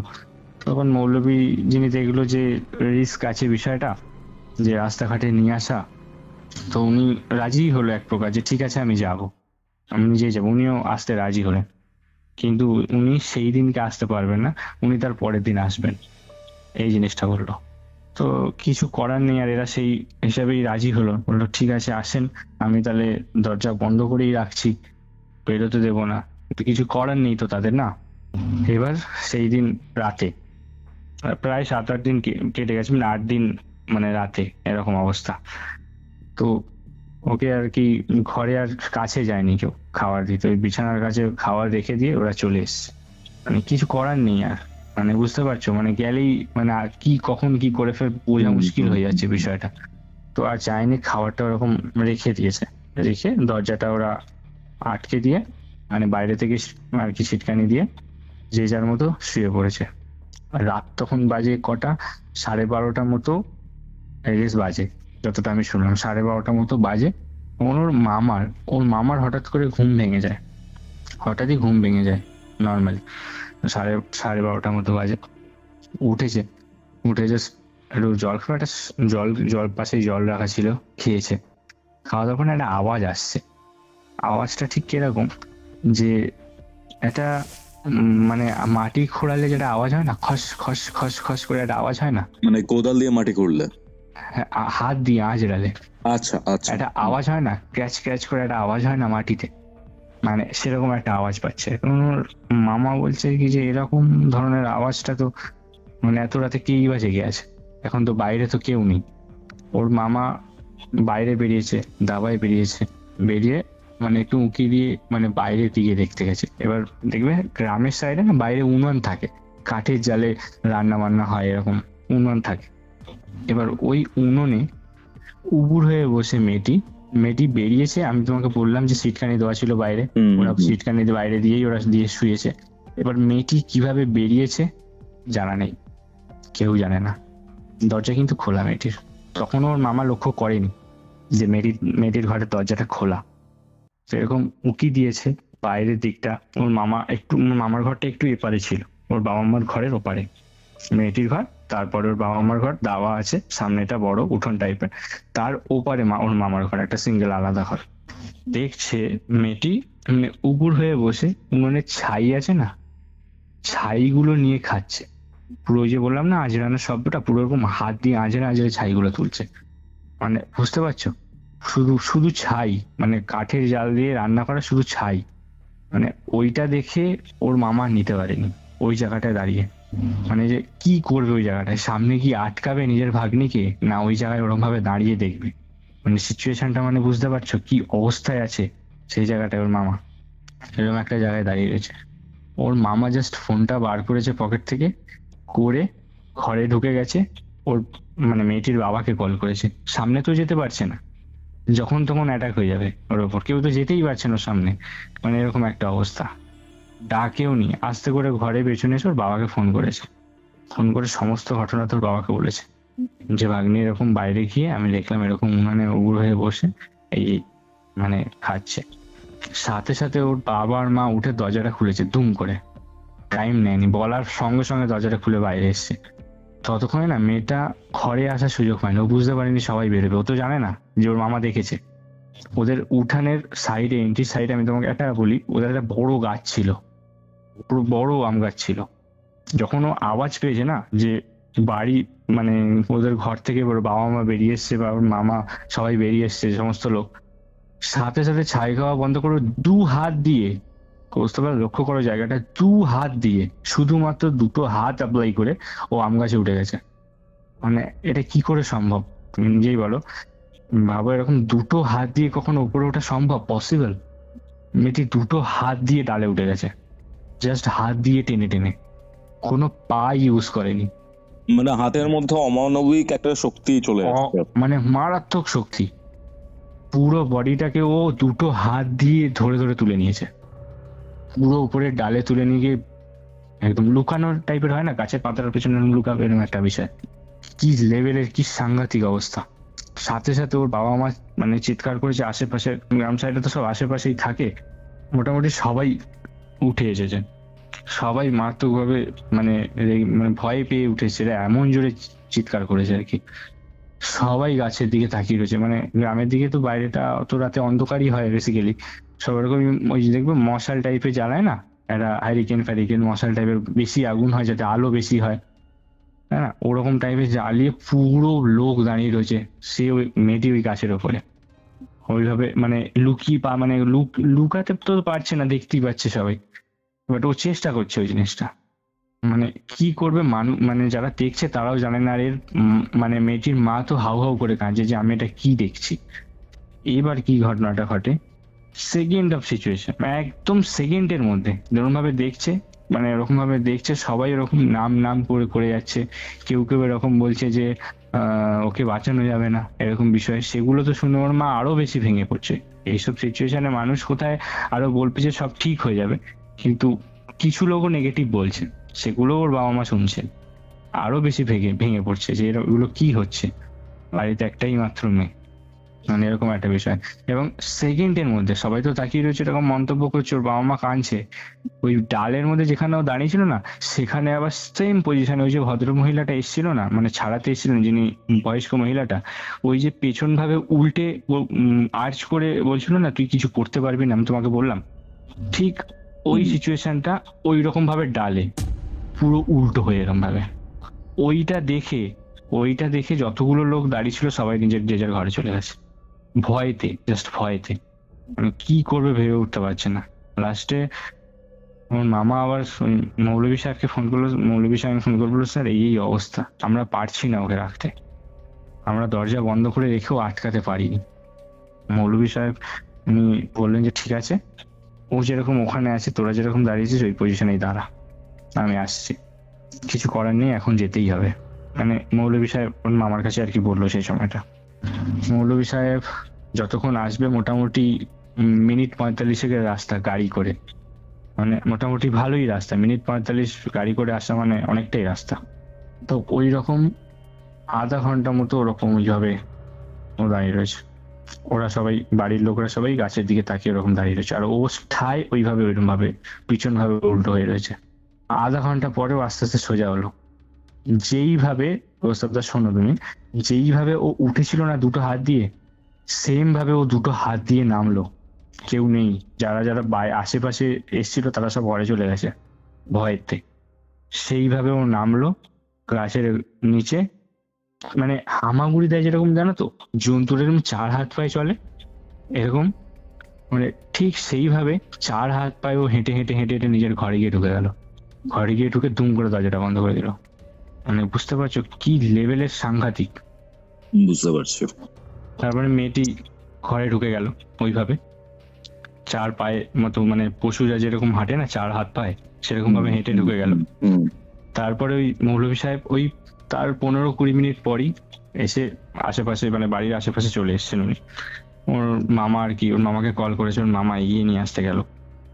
ওই মৌলভী সাহেব আসলেন, বাড়িতে ঢোকার আগেও সেম কথা, ওই যে পুরানো যিনি এসেছিলেন ভদ্র মহিলা, উনি যে কথা বলেছেন সেম কথা। প্রচন্ড নেগেটিভ আছে ওদের বাড়িতে, আর পুরো বাড়িটা জুড়ে করা হয়েছে, শুধু ওই মেয়েকে না, পুরো পুরো বাড়িটা, পুরো মানে যে ভিটেটা আছে না, ওই ভিটেটার মধ্যে করা হয়েছে, কোন একটা প্রেতকে চালনা করা হয়েছে।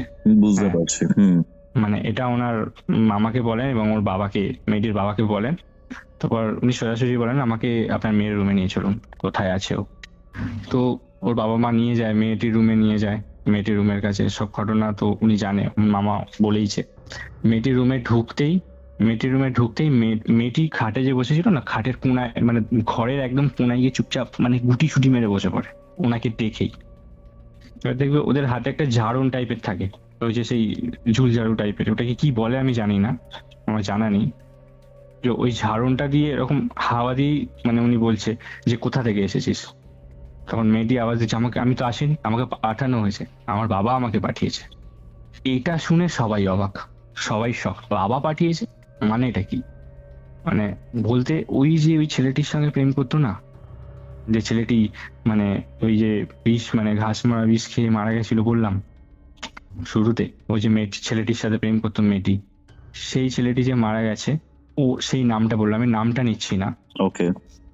সেই নামটি বলল যে আমি তো, আমার সাথে তো ও প্রেম করতো, আমার বাবাকেও অপমান করেছে, আমি সুইসাইড করেছি, আমার বাবা আমাকে যেতে দেয়নি, আমার বাবা আমাকে পাঠিয়েছে এখানটায়, আর আমাকে ওকে নিয়ে যেতে বলেছে, আর আমি ওকে নিয়েই যাব।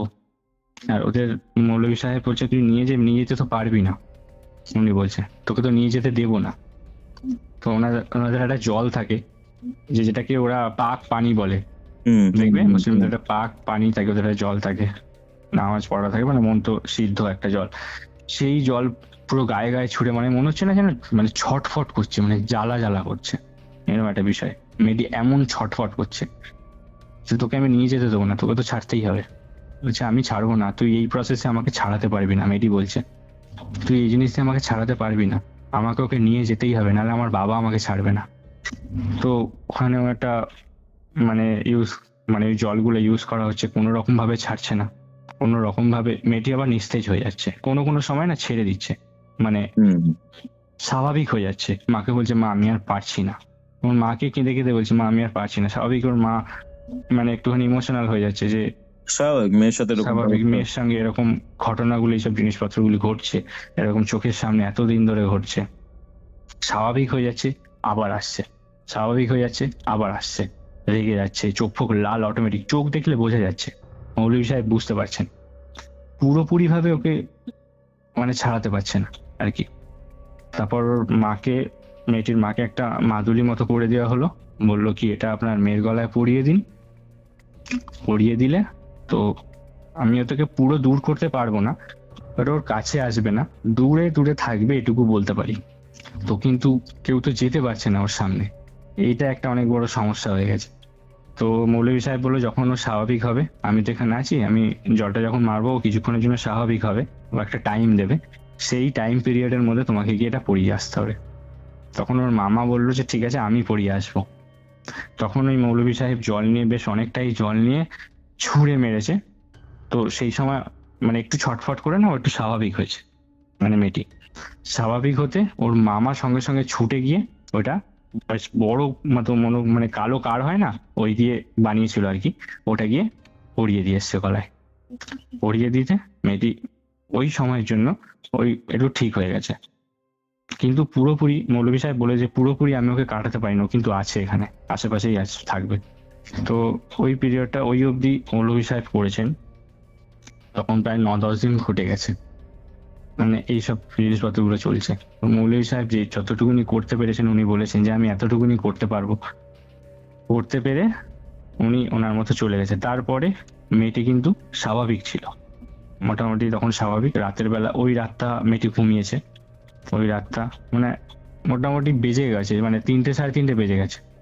12:30 থেকে ওই ছাই খাওয়া শুরু করেছিল, ওখান থেকে গাছে ওঠা, ওই করতে করতে পুরো 3টে 3:30 বেজে গেছে ভোরবেলা। ওই সময় মেয়েটি ঘরে গিয়ে ওই সময় মেয়েটি ঘুমিয়ে পড়ছে, মানে ক্লান্ত হয়ে গেছে, মানে মেয়েটি আর কি, যতটুকু বোঝা যাচ্ছে মানে পুরো ক্লান্ত হয়ে গিয়ে ওই সময় না ও নিস্তেজ হয়ে গেছে। তো বাড়ির সব লোকজন ওরা তো আর ঘুমায়নি, তখন ভোর হয়ে গেছে, ওরা যে যার ঘরে এসে স্বাভাবিক একটা মারাত্মক টেনশনের মধ্যে ওরা। তো তার পরদিন সকালে হওয়াতে তো মেয়েটা স্বাভাবিকই ছিল, তখন একটু হালকা ফুলকা খাচ্ছে, মানে ওই লিকুইড খাওয়ার টাইপের একটুখানি খাওয়ার চেষ্টা করছে। খাওয়া তো ঠিক না সেই সময়টা, মানে চেষ্টা করছে আর কি খাওয়া, যতটুকুনি পারছে ও খাচ্ছে। সন্ধেবেলা 6টার পর কোনোভাবে মেয়েটি মানে একটু অনেকদিন স্নান টান হয় না ঠিকঠাক ভাবে, কেউ ওর সামনে যেতে পারছে না, নোংরা অবস্থায়। কোনোভাবে ও বাথরুমে গিয়ে না মাদুরিটা বুঝতে পারেনি খুলে গেছে। এটা কিছু মানে কিছু মেয়েটা মানে খুলে পড়ে গেছে, মেয়েটি দেখতে পারেনি, ওকে, বুঝতে পারেনি। সেই সময় থেকে আবার ও পজেস্ট হয়ে গেছে। ওই যে মৌলভী সাহেব বলেছিল না, ও কিন্তু আছে আশেপাশে, ও কিন্তু সুযোগ খুঁজবে, ও যাবে না এখান থেকে। মানে তাকে তাকে আছে পুরো। তাকে পুরো আছে, মানে ও ওকে পুরো ফলো রাখছে, কিন্তু কোনো রকম প্রেজেন্স বোঝায়নি ও আবার যে ও আছে। সাথে সাথে সেকেন্ডের মধ্যে পজেস্ট হয়ে গেছে বাথরুমের মধ্যে। এবার ওর বাবা মা তো সেই জিনিসটা জানে না যে ও এরকম ভাবে খুলেছে। ওরা জানে কি, বাড়ির লোকজন জানে কি বাথরুমে গিয়ে এরকম অবস্থায়।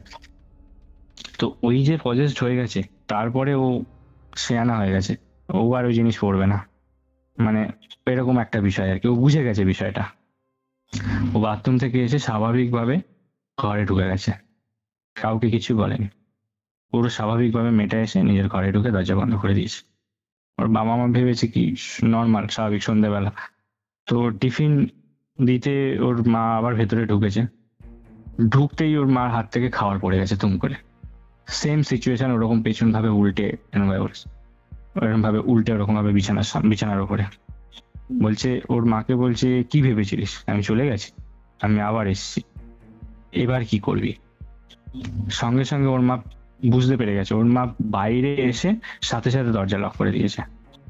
সেই লক করেছে, সঙ্গে সঙ্গে ছুটে এসে দরজায় লাথি ঘুষি যেমনটা করতো আগে, পুরো সেম জিনিস আবার চালু হয়ে গেছে। আর এইবার যে চালু হয়েছে না, এটা ডবল ভাবে চালু হয়েছে, আরো সাংঘাতিক ভাবে চালু হয়েছে।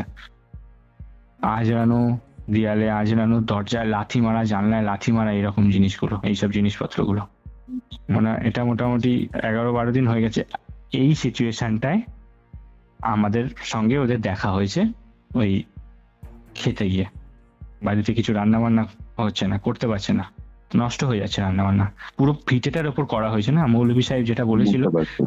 মানে যে ওই মেয়েটার ওপর শুধু করা হয়নি, পুরো বাড়িটার ওপর করা হয়েছে, এরকম একটা বিষয়। আর সেই সময়তে আমরা ওখানে গিয়ে ঘটনাটা শুনি এবং আমরা এসে এই প্রেজেন্ট ঘটনাটা শুনছি ওদের বাড়িতে গিয়ে। ওদের বাড়িতে গিয়ে। এই সিচুয়েশন অব্দি আমরা ওটা শুনলাম যে এই জিনিসপত্রগুলো মেয়েটার সাথে ঘটলো, এটা আমরা শুনলাম।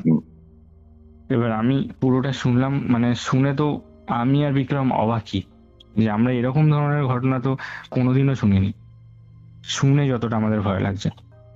এবার আমি ওর মামাকে বললাম যে ঠিক আছে, এবার আমি ঘটনাটা শুনতে এসেছি, দেখুন আমরা কিউরিসিটিতে একটা এসেছিলাম, আমরা ঘটনাটা শুনলাম, আমাদের দেখেও খারাপ লাগছে এই জিনিসটা, তো আমরা জানলাম। তো আমি চেষ্টা করব, আমার এক চেনা জানা গুরুজি রয়েছেন, আমার বাবারই খুব, আমাকে ছোটবেলা থেকে উনি চেনেন, তো আমি জানি উনি এ ধরনের কাজকর্মগুলি করে, এসব কেস দেখেন। তো আমি চেষ্টা করব ওনাকে বলে, উনি যদি রাজি হন তাহলে হয়তো ওনাকে এখানে নিয়ে আসতে পারি। আর যদি উনি না আসতে চান, তাহলে যদি নিয়ে যেতে বলে, তাহলে আপনারা কি পারবেন নিয়ে যেতে? তখন ওর মামা বলে যে আমাদের কাছে তো উপায় নেই, আর আমরা চেষ্টা করব নিয়ে যাওয়া।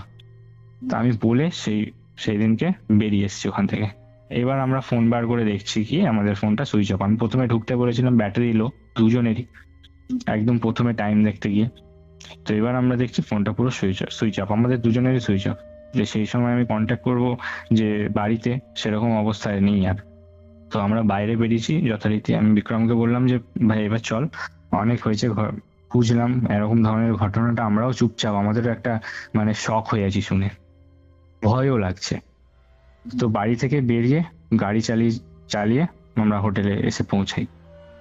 এবার হোটেলে এসে পৌঁছাতে এবার ওই যে বলেছিলাম যে আমরা ওদের বাড়িতে জল খেয়েছি, একটা মস্ত বড় ভুল করেছি। হুম হুম হুম হুম হোটেলে ঢুকতেই গাড়িটা রেখেছি, এবার না আমাদের দুজনে এটা মানে দুজনেরই একসাথে স্টার্ট হয়েছে, আমাদের প্রচন্ড পরিমাণে গা গুলানো শুরু হয়েছে। মানে এতটা পরিমাণে গা গুলানো, আমরা দোতলায় রুম নিয়েছিলাম, তো সিঁড়ি থেকে পর্যন্ত উঠতে পারছি না, এতটা পর্যন্ত গা গুলাচ্ছে। আমরা ওই সিঁড়ির যেটা ধরে ওঠে না, ওইটা ধরে আমি আর বিক্রম ওখানে বসে পড়েছি যে এটা আমাদের সাথে কি হচ্ছে, হঠাৎ করে এরকম কেন হচ্ছে, এতক্ষণ তো কিছু ছিল না, এটা কি ধরনের হচ্ছে। কোনো রকম কিছুটা বসে আমরা আবারও উঠলাম, উঠে কোনো রকমের রুমে এতটা মারাত্মক গা গুলাচ্ছে আর মাথাটা প্রচন্ড পরিমাণে ঘুরছে, মানে ধারণা করার বাইরে। কোনো রকমে আমরা মানে রেলিং সিঁড়িতে যে রেলিং গুলি থেকে ধরে ধরে রুম অব্দি এসেছি। দরজাটা খুলে প্রথমে আমি বাথরুমে গিয়ে বমি করেছি, মানে এতটা বমেট লাগছে বিষয়টা, মানে কোনো রকমে বমি করেছি। মানে কি বলবো, মানে ওই যে মানে কিরকম জিনিস বেরোয়, সবুজ সবুজ একটা জিনিস বেরোয় জানো তো, তরল মানে সবুজ, পুরো সেম ওরকম, মানে একদম এই জিনিস বেরোচ্ছে, এতটা জোরে জোরে বমি করছে। পিত্তি উঠছে মেনলি। হ্যাঁ, মানে সবুজ টাইপের এরকম, আর মারাত্মক শরীর খারাপ লাগছে। কোনো রকমে আমি ওরকম বমি ওখানে বাথরুমে শুরু করেছি, বিক্রম আর থাকতে পারেনি। বিক্রম কি করছে, আমাদের রুমে যে বেসিন ছিল ও ওখানে শুরু করে দিয়েছে, কনস্ট্যান্ট দুজনের এরকম চলছে, প্রায় মিনিট 10 আমরা ওরকম পড়ে যাচ্ছি, মানে সবুজ সবুজ জিনিস, দুজনের সেম জিনিস বেরোচ্ছে। কোনো রকম চোখে মুখে জল দিয়ে বাইরে বেরিয়ে বললাম বিক্রম এটা কি হচ্ছে, এতক্ষণ তো কিছু হয়নি। ও অ্যান্সারে বলছে যে হ্যাঁ আমারও তো এরকম হচ্ছে, আমি বুঝতে পারছি না জাস্ট কি হচ্ছে, আমাদের শরীরটা প্রচন্ড খারাপ লাগছে। দুজন মিলে আমি বলি সময় নষ্ট না করে চল শুয়ে পড়ি। তখন রাত বাজে প্রায় 2-2:30, আমরা হোটেলে ফিরেছি, তখন শুয়ে পড়েছি আমরা দুজন, ফ্যানটা চালিয়ে নর্মালি এরকম শুয়েছি। একে তো শরীর খারাপ লাগছে, ঘুম তো আসছে না কোনো মতে, যেহেতু অনেকটা স্ট্রেস ছিল, আমরা তো ঘুমাইনি তার আগে, তো একটুখানি ঘুম মতো পেয়েছে, মানে জাস্ট একটুখানি তন্দ্রা টাইপের আসে না ঘুমানোর আগে, শুয়ে পড়ে একটুখানি বেটার ফিল হচ্ছে। তো এরকম ভাবে জাস্ট চোখটা বন্ধ করেছি। যেই জিনিসটা আমরা শুনলাম না প্রস্তাব দা, যে মেয়েটির প্রথম সুবিধা দেখবে পায়ের সামনে দাঁড়িয়ে ছিল একজন, বললাম আমি, সেম জিনিস বিক্রম দেখতে পেয়েছে।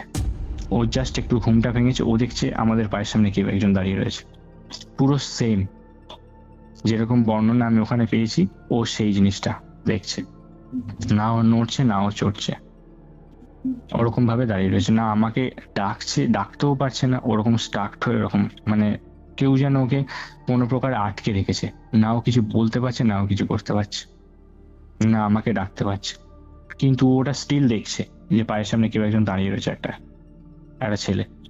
ওরকম মোটামুটি 1-2 মিনিট ওরকম দাঁড়িয়ে ছিল, ঠিক আছে।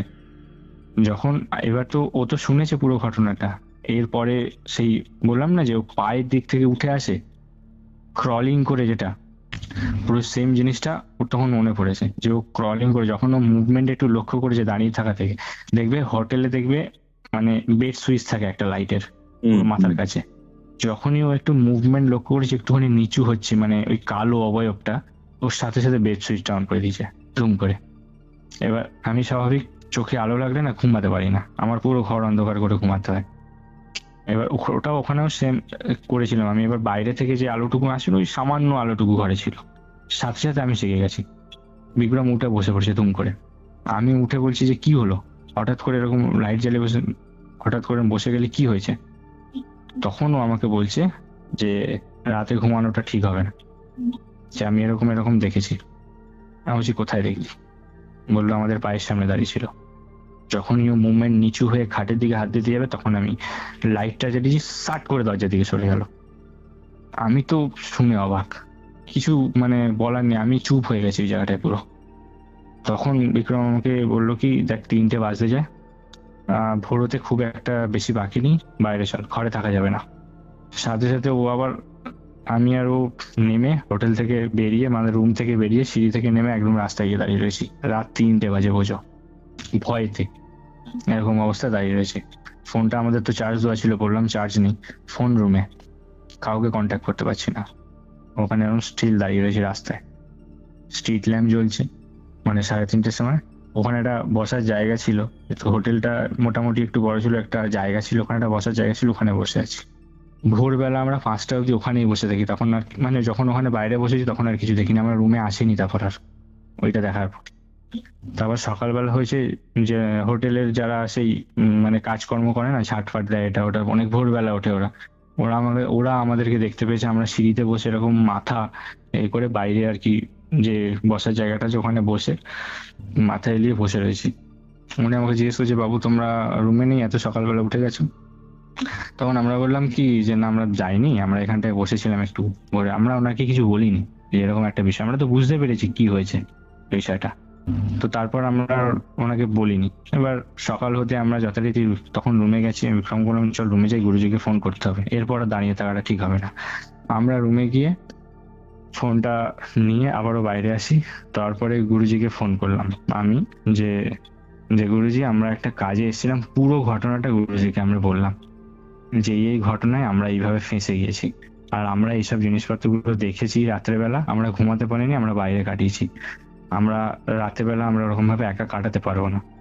তো ওনাকে আসার জন্য বললাম, তো উনি কোনোভাবে বললো যে যে না, আমি তো যেতে পারবো না, তুই এক কাজ কর, তুই কোনোভাবে কোনো একটা গাড়ি কর, ঠিক আছে, তারপর আমি এখান থেকে দুজনকে পাঠাচ্ছি, ওরা তোকে ওদেরকে আনতে সাহায্য করবে, তোদের সাথে থাকবে, আর আমি গাড়ি সমেত পাঠাচ্ছি। যেহেতু গুরুজি আমার চেনা জানা একদম ফ্যামিলি মেম্বারের মতো, উনি এই রিস্কটা নিয়েছে, উনি সবার কাছে এরকম গাড়িটা পাঠান না, যেহেতু আমি ওখানে আছি। তো উনি গাড়ি পাঠিয়েছে, বড় সেই ফোর্সের গাড়িগুলি আছে না, মানে বড়, দেখবে টাটা সুমোর থেকে একটু বড় হয় যে গাড়িগুলি, ফোর্স গাড়িগুলি, ওই গাড়ি উনি পাঠিয়ে দিয়েছেন। ওই সকালবেলা 8টা নাগাদ ওখান থেকে বেরিয়েছে, সেম ওই রকম 5-5.5 ঘন্টার মধ্যে, 6 ঘন্টার মধ্যে বালাসোর ঢুকে গেছে। ঢুকে গিয়ে আমাকে, তখনও আমরা স্টিল বাইরে দাঁড়িয়ে, না কিছু টিফিন করছি, ওই রকম বাইরে দাঁড়িয়ে রয়েছি, রুমে আসিনি। তো গুরুজির ওখান থেকে, মানে আশ্রম থেকে যেখানে বাচ্চা কাচ্চাগুলি থাকে, গুরুজি থাকে এখানটা, ওখান থেকে দুজনকে পাঠিয়েছিলেন। তো ওরা হোটেলের কাছে, আমরা লাইভ লোকেশন ওনাকে দিয়েছি, ওরা গেছে, ওরা এসছে। আসার পর আমাকে দেখার পর বললো কোথায় আছে ওরা, যে মেয়েটির কথা বললো। আমি বললাম ওদিকে, মানে ওদেরকে নিয়ে গেলাম গাড়ি সমেত। নিয়ে যেতে ওর বাবা মাকে বললাম যে এরকম এরকম গাড়ি পাঠিয়েছেন গুরুজি, তো ওকে নিয়ে যেতে হবে, কলকাতা নিয়ে যেতে হবে। তো ওদের কাছেও আর উপায় নেই, ওরা তো আগের দিন রাতেই বলেছিল যে যদি সম্ভব হয় আমরা অবশ্যই নিয়ে যাব। তো কোনো রকমে ওদের কাছে, ওই যে দুজনকে গুরুজি পাঠিয়েছেন না, ওদের কাছে দুটোই, মানে কি বলবো, ওই যে ছোট ছোট কয়েন যেরকম আমাকে দিয়েছিল ছোটবেলায়, যেটা ছোটবেলায় বলছিলাম না, একটা ছোট ছোট কয়েন দিয়েছিল, মানে পিতলের কয়েন, সেই দুটো কয়েন ওদের দুজনের কাছেও দিয়ে পাঠিয়েছে। ওর যে যখনই ওদেরকে বলে দিয়েছে, যখনই খুব বাড়াবাড়ি সিচুয়েশন হবে, যেহেতু আমি গুরুজিকে সবটা বলেছি, তখন ওই কয়েনগুলোর কপালে ছোঁয়াবি, আর কপালে ছোঁয়াবি, তখন ও নিস্তেজ হবে, মানে একটুখানি বডি ছেড়ে দেবে, তখনই ওকে গাড়িতে তুলবি। ও এরকম ওরা গিয়ে কোনো রকম ওরকম সামনে গিয়ে কপালে ছোঁয়ানোর আগেও, মানে এতটা আঁচড়েছে, ও তো বলেছিলাম না, ও সেকেন্ড টাইম পজেস্ট করার সময় প্রচন্ড চালাক হয়ে গেছে, আরো দ্বিগুণ শুরু করে দিয়েছে জিনিসপত্রগুলি, মানে ও বুঝতে পেরে গেছে, মানে প্রচন্ড আঁচড়েছে, মানে যে দুজন গেছিল আর কি। তবু ওরা হার মানেনি, ওই যে কয়েন দুটো নিয়ে ওদের মাথায় ছুঁয়ে কোনো রকমে ধরে ওকে গাড়ির মিডল সিটে, ফোর্সের গাড়িগুলি তো বড় হয়, মিডল সিটে একটা সিটে ওকে তুলে, আর জোর করে এরা দুজন পাশে বসে কপালে ঠেকিয়েই রয়েছে, আর তোলেনি, ওরা তুলতে পারছে না, এতটাই মানে শুরু করেছে। তো সামনে ড্রাইভার বসেছে, এবার ওর মা বসেছে একটা সিটে, আর আমি, ওর মামা আর বিক্রম, ওরা একদম পিছনে যে সিটগুলি আছে একদম পিছনে, সেখানে বসেছি। বসে ব্যাগপত্র আমরা সবকিছু নিয়ে হোটেল ওখান থেকে ছেড়ে দিয়ে আমরা বেরিয়েছি। বেরিয়ে বালাসোর ওখান থেকে ক্রস করে যে বালাসোর ছাড়বো, মেন হাইওয়েতে উঠে চাকা লিক, সামনের একটা চাকা পাঞ্চার হয়ে গেছে, গাড়ির সঙ্গে সঙ্গে ঘুরে দাঁড়িয়ে গেল। সেখানেও ওই রকম লাফালাফি শুরু করেছে, মানে এতটা মানে মানে অত্যাচার করছে ও, কয়েনটা ঠেকিয়ে রাখার সময়, মানে ও উঠতে পারছে না, কিন্তু প্রচন্ড পরিমাণে মানে আর কি বমি করছে, লাফিয়ে উঠছে, বাট স্টিল ওইভাবে ওরা দুজন ওকে চেপে এরকম ধরে রয়েছে। আর আমি গুরুজিকে কন্ট্যাক্ট করে বলছি, স্যার গুরুজি এরকম এরকম অবস্থা হচ্ছে, আমরা পৌঁছাতে পারবো? মানে চাকা লিক হয়ে যাচ্ছে, আরো কিছু রাস্তা। আমাদের তো প্রচন্ড পরিমাণে ভয় লেগে যাচ্ছে ওই জায়গাটায়, কি হবে এই জায়গাটায়। মানে এতটা রাস্তা 5-6 ঘন্টা গাড়ি করে যাওয়া, এরকম একটা কেস নিয়ে মারাত্মক একটা বিষয়। মানে এরকম আমাদের এতটা ভয় লাগছে। তো ওইভাবেই ওরা ধরে বসেছিল। এবার ওরকম পেছনের চাকাটা, ওই পেছনে একটা চাকা থাকে দেখবে, এক্সট্রা চাকা থাকে গাড়িতে, সেই গাড়ির চাকাটা আবার চেঞ্জ করা হলো, ড্রাইভার চেঞ্জ করলেন আমাদের। আমরা গাড়ি থেকে নামিনি, নামতে পারছি না, ওইভাবেই ধরে থাকতে হচ্ছে, ছাড়া যাচ্ছে না, এরকম একটা বিষয়। তো চেঞ্জ করতে অনেকক্ষণ ওখানে প্রায় গেল, অনেকটা সময়। চেঞ্জ করতে আবার ওরকম চালু হলো, গাড়ি চালু করলো, আবার আমরা রওনা দিলাম ওখান থেকে সোজা। গাড়িতে ওরকম দাপাদাপি চলছে, মানে 2-3 জন মিলে ওকে ধরে রয়েছে। মানে বুঝতে পারছো এরকম একটা বিষয়, 2-3 জন, মানে এতটা মানে ও হাইপার হয়ে যাচ্ছে, যাব না করছে, যে তোরা আমাকে ছাড়াতে পারবি না, আমাকে ওকে নিয়ে যেতেই হবে। আমার বাবা আমি যদি ওকে না নিয়ে যাই, আমার বাবা আমাকে ছাড়বে না, এরকম একটা বিষয়। তো আমরা ওখান থেকে রওনা দিয়েছিলাম 11টা 11:30 নাগাদ। আমরা কলকাতা ঢুকেছি প্রায়, তখন কটা বাজে, ঢুকতে ঢুকতে আমাদের 5টা 5:30 বেজে গেছে, একটু বেশি টাইম লেগেছিল যাওয়ার সময়।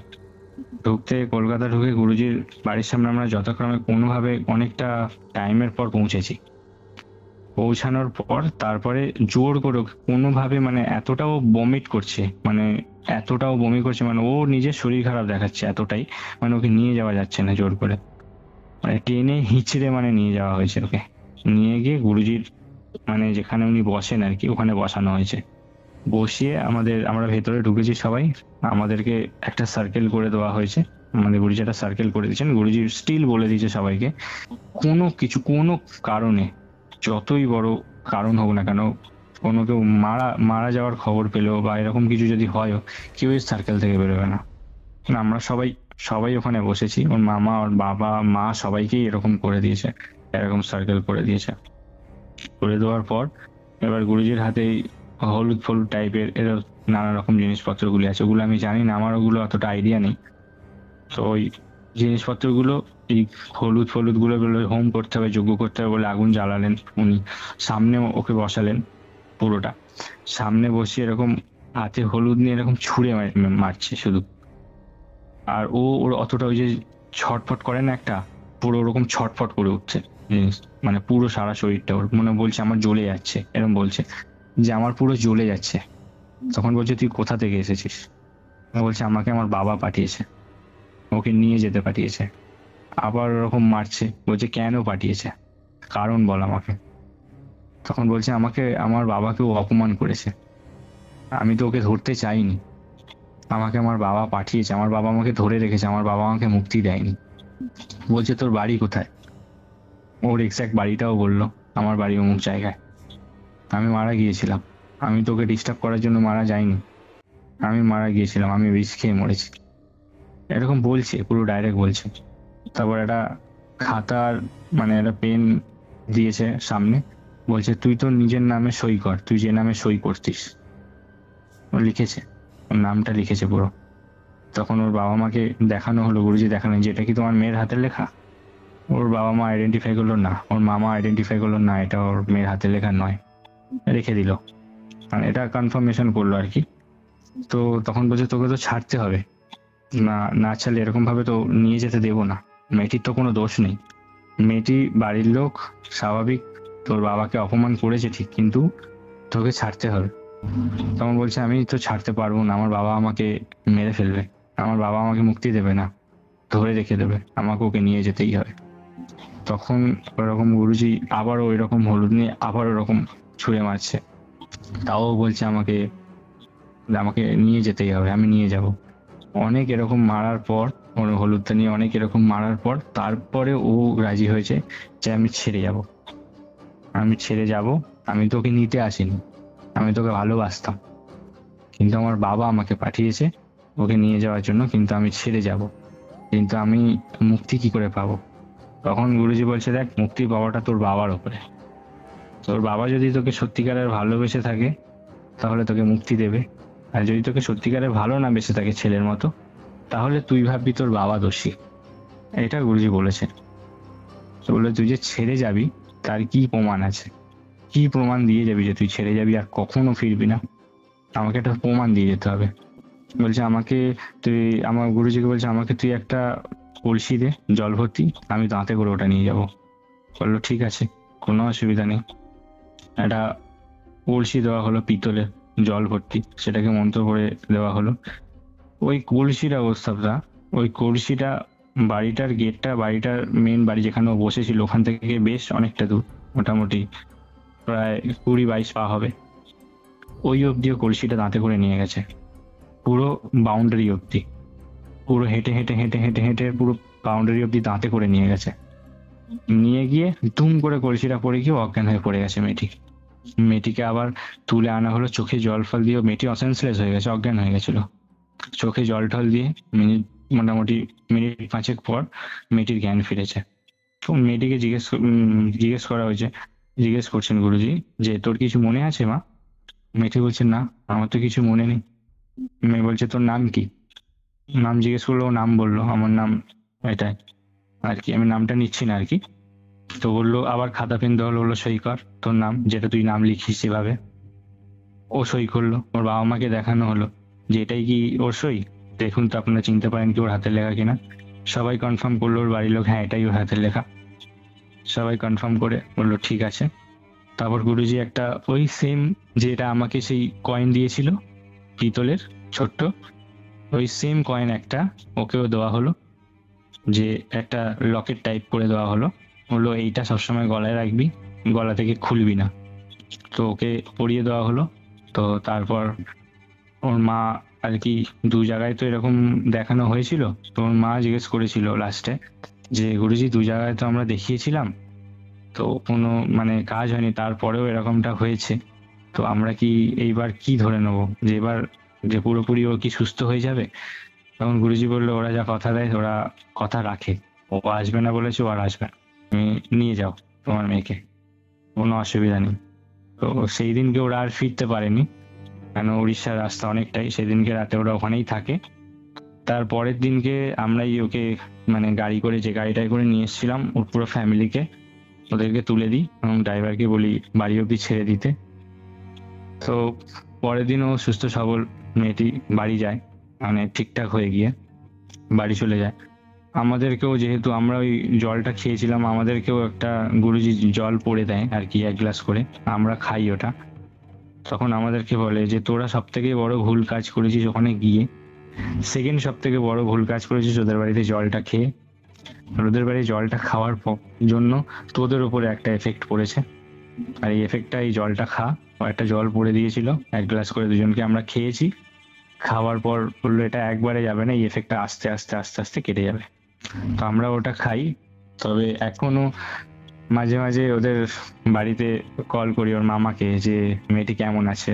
এখন অনেকটা সুস্থ হয়ে এসছে, অনেকটা রিকভারি করে গেছে এই মুহূর্তে। এবং নেক্সট ইয়ার যখন আমি আবারও যাব, তখন ওখানে আমার অফিসে যাব কাজে, তখন একবার চেষ্টা করব ঘুরে আসার ওখান থেকে। তো এই ঘটনা পুরোটা। আমি জাস্ট শুনে যাচ্ছিলাম শেষের পোর্শনটা, ঠিক আছে? তবে কৌস্তবদা একটা জিনিস বলতে চাইবো আমি বলো। সবার উদ্দেশ্যেই, যে এই যে আমরা নানান এই কিউরিসিটির কারণে বড়রা বারণ করেন, আমরা অনেক কাজ করি, অনেক জিনিসপত্র কাজ করে ফেলি না জেনেই। যে এই যে আমরা যে নিজের কিউরিসিটির কারণে গিয়ে একটা বাড়িতে গিয়ে এরকম ভাবে জল খেলাম বা যাওয়া, এই যে কিউরিসিটি দেখিয়ে যে আমরা যাব জিনিসটা দেখবো, অনেক মানুষ এই জিনিসটা করেন, কিন্তু আমরা জানি না কৌস্তবদা আমরা কোন জায়গা থেকে ফেঁসে যাব। কারণ যে জিনিসপত্রগুলো ওই জগতে হয় সেগুলো তো আমাদের আয়ত্তের বাইরে, আমরা তো জানি না কি হবে আমাদের সাথে, তাই না? তো সবাইকে এটাই বলতে চাইবো যে এরকম ভাবে যাওয়াটা কখনোই ঠিক নয়, এবং এরকম কেস কখনো বাড়ি বা কোনো জায়গাতে ঘটলে কারোর বাড়ি থেকে এরকম জল খাওয়াটা উচিত নয়। তো এটা সবারই জানা উচিত, কারণ এটা আমাদের উপরেও একটা এফেক্ট আসে। প্রবলেমটা হয়েছে আমি তোমায় বলি, ঠিক আছে? জল সব থেকে বেশি ভাইব্রেশন বলো বা যাই বলো অ্যাবজর্ব করে, অ্যাট্রাক্ট করে। হ্যাঁ, এক্স্যাক্টলি। অ্যাট্রাক্ট করার থেকে বেশি অ্যাবজর্ব করে, ঠিক আছে? এবার একটা নেগেটিভ পরিবেশের মধ্যে সবসময় জলটার মধ্যে নেগেটিভিটি বলো বা নেগেটিভ ভাইব্রেশন বলো যাই বলো অ্যাবজর্ব হচ্ছে। আচ্ছা এবার সেই জিনিসটাই তুমি খাচ্ছ। এবার তুমি আমরা যখন পুরো ওই জিনিসটা intake করছি খাচ্ছ জিনিসটা, হ্যাঁ। তখন তোমার যে বডির যে অরাটা রয়েছে সেটা ক্ষতিগ্রস্ত হচ্ছে। কিন্তু মানে আমি একটা Exactly. টেকনিক বলছি, জলের সামনে তোমার মনের যদি কোনো উইশ থাকে, পজিটিভ কিছু বলার থাকে, ঠিক আছে, সেটা বলে 3বার ফু দিয়ে তুমি যদি খেয়ে নাও, আর এটা যদি তুমি কন্টিনিউয়াস বেসিসে করতে থাকো, তুমি লাইফের মধ্যে কিন্তু অনেক পজিটিভ চেঞ্জেস যেগুলো রয়েছে সেগুলো বুঝতে পারবে। এই টেকনিকগুলো আমরা খুব কমনলি ইউজ করি লাইফে, আমাদের ক্রিয়াতে বা তন্ত্রে, যাই হোক। বাট আচ্ছা। যখনই কোনো নেগেটিভ পরিবেশে তুমি জল খাচ্ছ বা যাই করছো, সেই জিনিসটা কিন্তু খুব প্রবলেম ক্রিয়েট করে। যেমন বলে যে ধরো গঙ্গার পাড়ে অনেকেই ঘুরতে যায়, কাপেল বলো যাই বলো, বন্ধু বান্ধব, জলের সামনে কিন্তু কখনো ঝগড়াঝাটি করা উচিত না। এই জিনিসটা অ্যাম্পলিফাই করে দেয় ঝগড়াঝাটি। পজিটিভ একদম। কথাবার্তা ডেফিনেটলি বলতে পারো। ওই জন্য দেখবে অনেক মন্দির, ঠিক আছে, বিভিন্ন আদার রিজনস রয়েছে, বাট সেটা ছাড়াও মন্দির বলো বা যাই বলো, স্পিরিচুয়াল জায়গাগুলো নদীর পাড়ে কিন্তু তৈরি হয়, একদম একদম। বা এটা তার লক্ষ্য পাশে করেছি কোনো আমি। জলাশয় থাকে। ওকে, হুম হুম যাতে এই পজিটিভ ভাইব্রেশনটা অনেক, মানে কালীঘাটেও দেখো মানে একটা কুণ্ড রয়েছে, ঠিক আছে, হুম হুম যেখানে জল খুব পবিত্র, দক্ষিণেশ্বর গঙ্গার একদমই পারে। মানে জলটা প্রত্যেকটা জিনিসকে অ্যাম্পলিফাই করে, পজিটিভিটিটাকে অ্যাম্পলিফাই করে, নেগেটিভিটিকেও তেমন অ্যাম্পলিফাই করে। এই জায়গাটা তোমাদের সত্যি খুবই ভুল হয়েছে। আর হ্যাঁ, সত্যি আমরা এটা অনেক পরেই রিয়েলাইজ করেছি বিষয়টা, যে আমরা অত্যন্ত বড় একটা ভুল করে ফেলেছি ওই জায়গাটায় জলটা খেয়ে। তো এটাই একটা মেসেজ ছিল সবার জন্য, একদম যে এটা এমনটা করাটা একদমই উচিত নয়। তো আমরা করে ফেলেছি, আমাদের সঙ্গে এই মারাত্মক মানে সিচুয়েশন হয়েছে। আমাদের এখনো পর্যন্ত জিনিসটা ডাইজেস্ট করতে সময় লাগে, ভাবলেও কেমন লাগে সেটা। তুমি এমনটাও এখন ঠিক ঘটে। আছো? আপাতত এখন আস্তে আস্তে ঠিক আছে, এখন আর সেরকম প্রবলেম হয় না, আফটার এফেক্ট অনেকটা কমে গিয়েছে। তোমার রাশি হালকা বলছিলে, তোমার কি রাশি? হ্যাঁ, আমার তুলা রাশি। আচ্ছা, জেনারেলি রাশির জন্য সেরকম ব্যাপারটা হয় না, রাহু কেতুর অবস্থানের জন্যই হয়ে থাকে। হবে হয়তো, এমনি আর ছোট তার থেকে আসলে এই সাথেও- জিনিসগুলো শুনে আসছি তো, একদমই ওই তাই। জিনিসটাই। আর তার সাথে মেন ব্যাপার হচ্ছে এই যে পজিশন বলো বা যাই বলো, অ্যাস্ট্রোলজিক্যাল চার্ট দেখলেও তো বোঝা যায় মানে খুব বাজে একটা ফ্রেজের মধ্যে দিয়ে যাচ্ছ। ধরো তোমার চন্দ্রের দশার মধ্যে কেতুর অন্তর্দশা পেয়েছো, এরকম টাইপের জায়গাতেও পজিশন বা তুমি ডাইরেক্টলি এফেক্টেড না হলেও ইনডাইরেক্টলি এফেক্টেড হয়েছে কিন্তু। যাই হোক রাজ, তোমার সাথে কথা বলে, তোমার ঘটনা জেনে সত্যিই খুব ভালো লাগছে। ভালো টার্মটা ইউজ করা কতটা উচিত না সেটা আমি জানি না, বাট স্টিল হ্যাঁ, একটা তো ফিলিং, একটা সেন্সেশন হয়েছে। খুব তাড়াতাড়ি তোমার আরো বেশ কিছু ঘটনা রয়েছে, সেগুলো আমি নিয়ে আসবো অডিয়েন্স চাইলে। একদম। চলো, কথা হচ্ছে। Good night. হ্যাঁ, good night, good night. Curiophyte presents Ghostly Call Recording, a horror audio documentary by Kaustav Kumar. এবার ভয় পাবে তুমিও। এটাই ছিল আজকের ঘটনা। আজকের এই ঘটনাটা কোথা থেকে শুনলেন সেটা কমেন্ট করে জানান। ভিডিওটা ভালো লাগলে অবশ্যই লাইক করে শেয়ার করে দিন। অ্যান্ড কিউরিওফাইট ইউটিউব চ্যানেলে নতুন হলে সাবস্ক্রাইব করে বেল নোটিফিকেশন অন করে রাখতে ভুলবেন না, যাতে কিউরিওফাইটের প্রত্যেকটা নতুন ভিডিওর আপডেট আপনারা সবার আগে পেয়ে যান। আপনারা যদি আমার সাথে এরকমই কোনো প্যারানর্মাল এক্সপিরিয়েন্স শেয়ার করতে চান বা কোনো সত্যি ভৌতিক ঘটনা শেয়ার করতে চান, তাহলে যোগাযোগ করুন আমাদের অফিসিয়াল হোয়াটসঅ্যাপ নম্বর 6290675195 এই নম্বরে।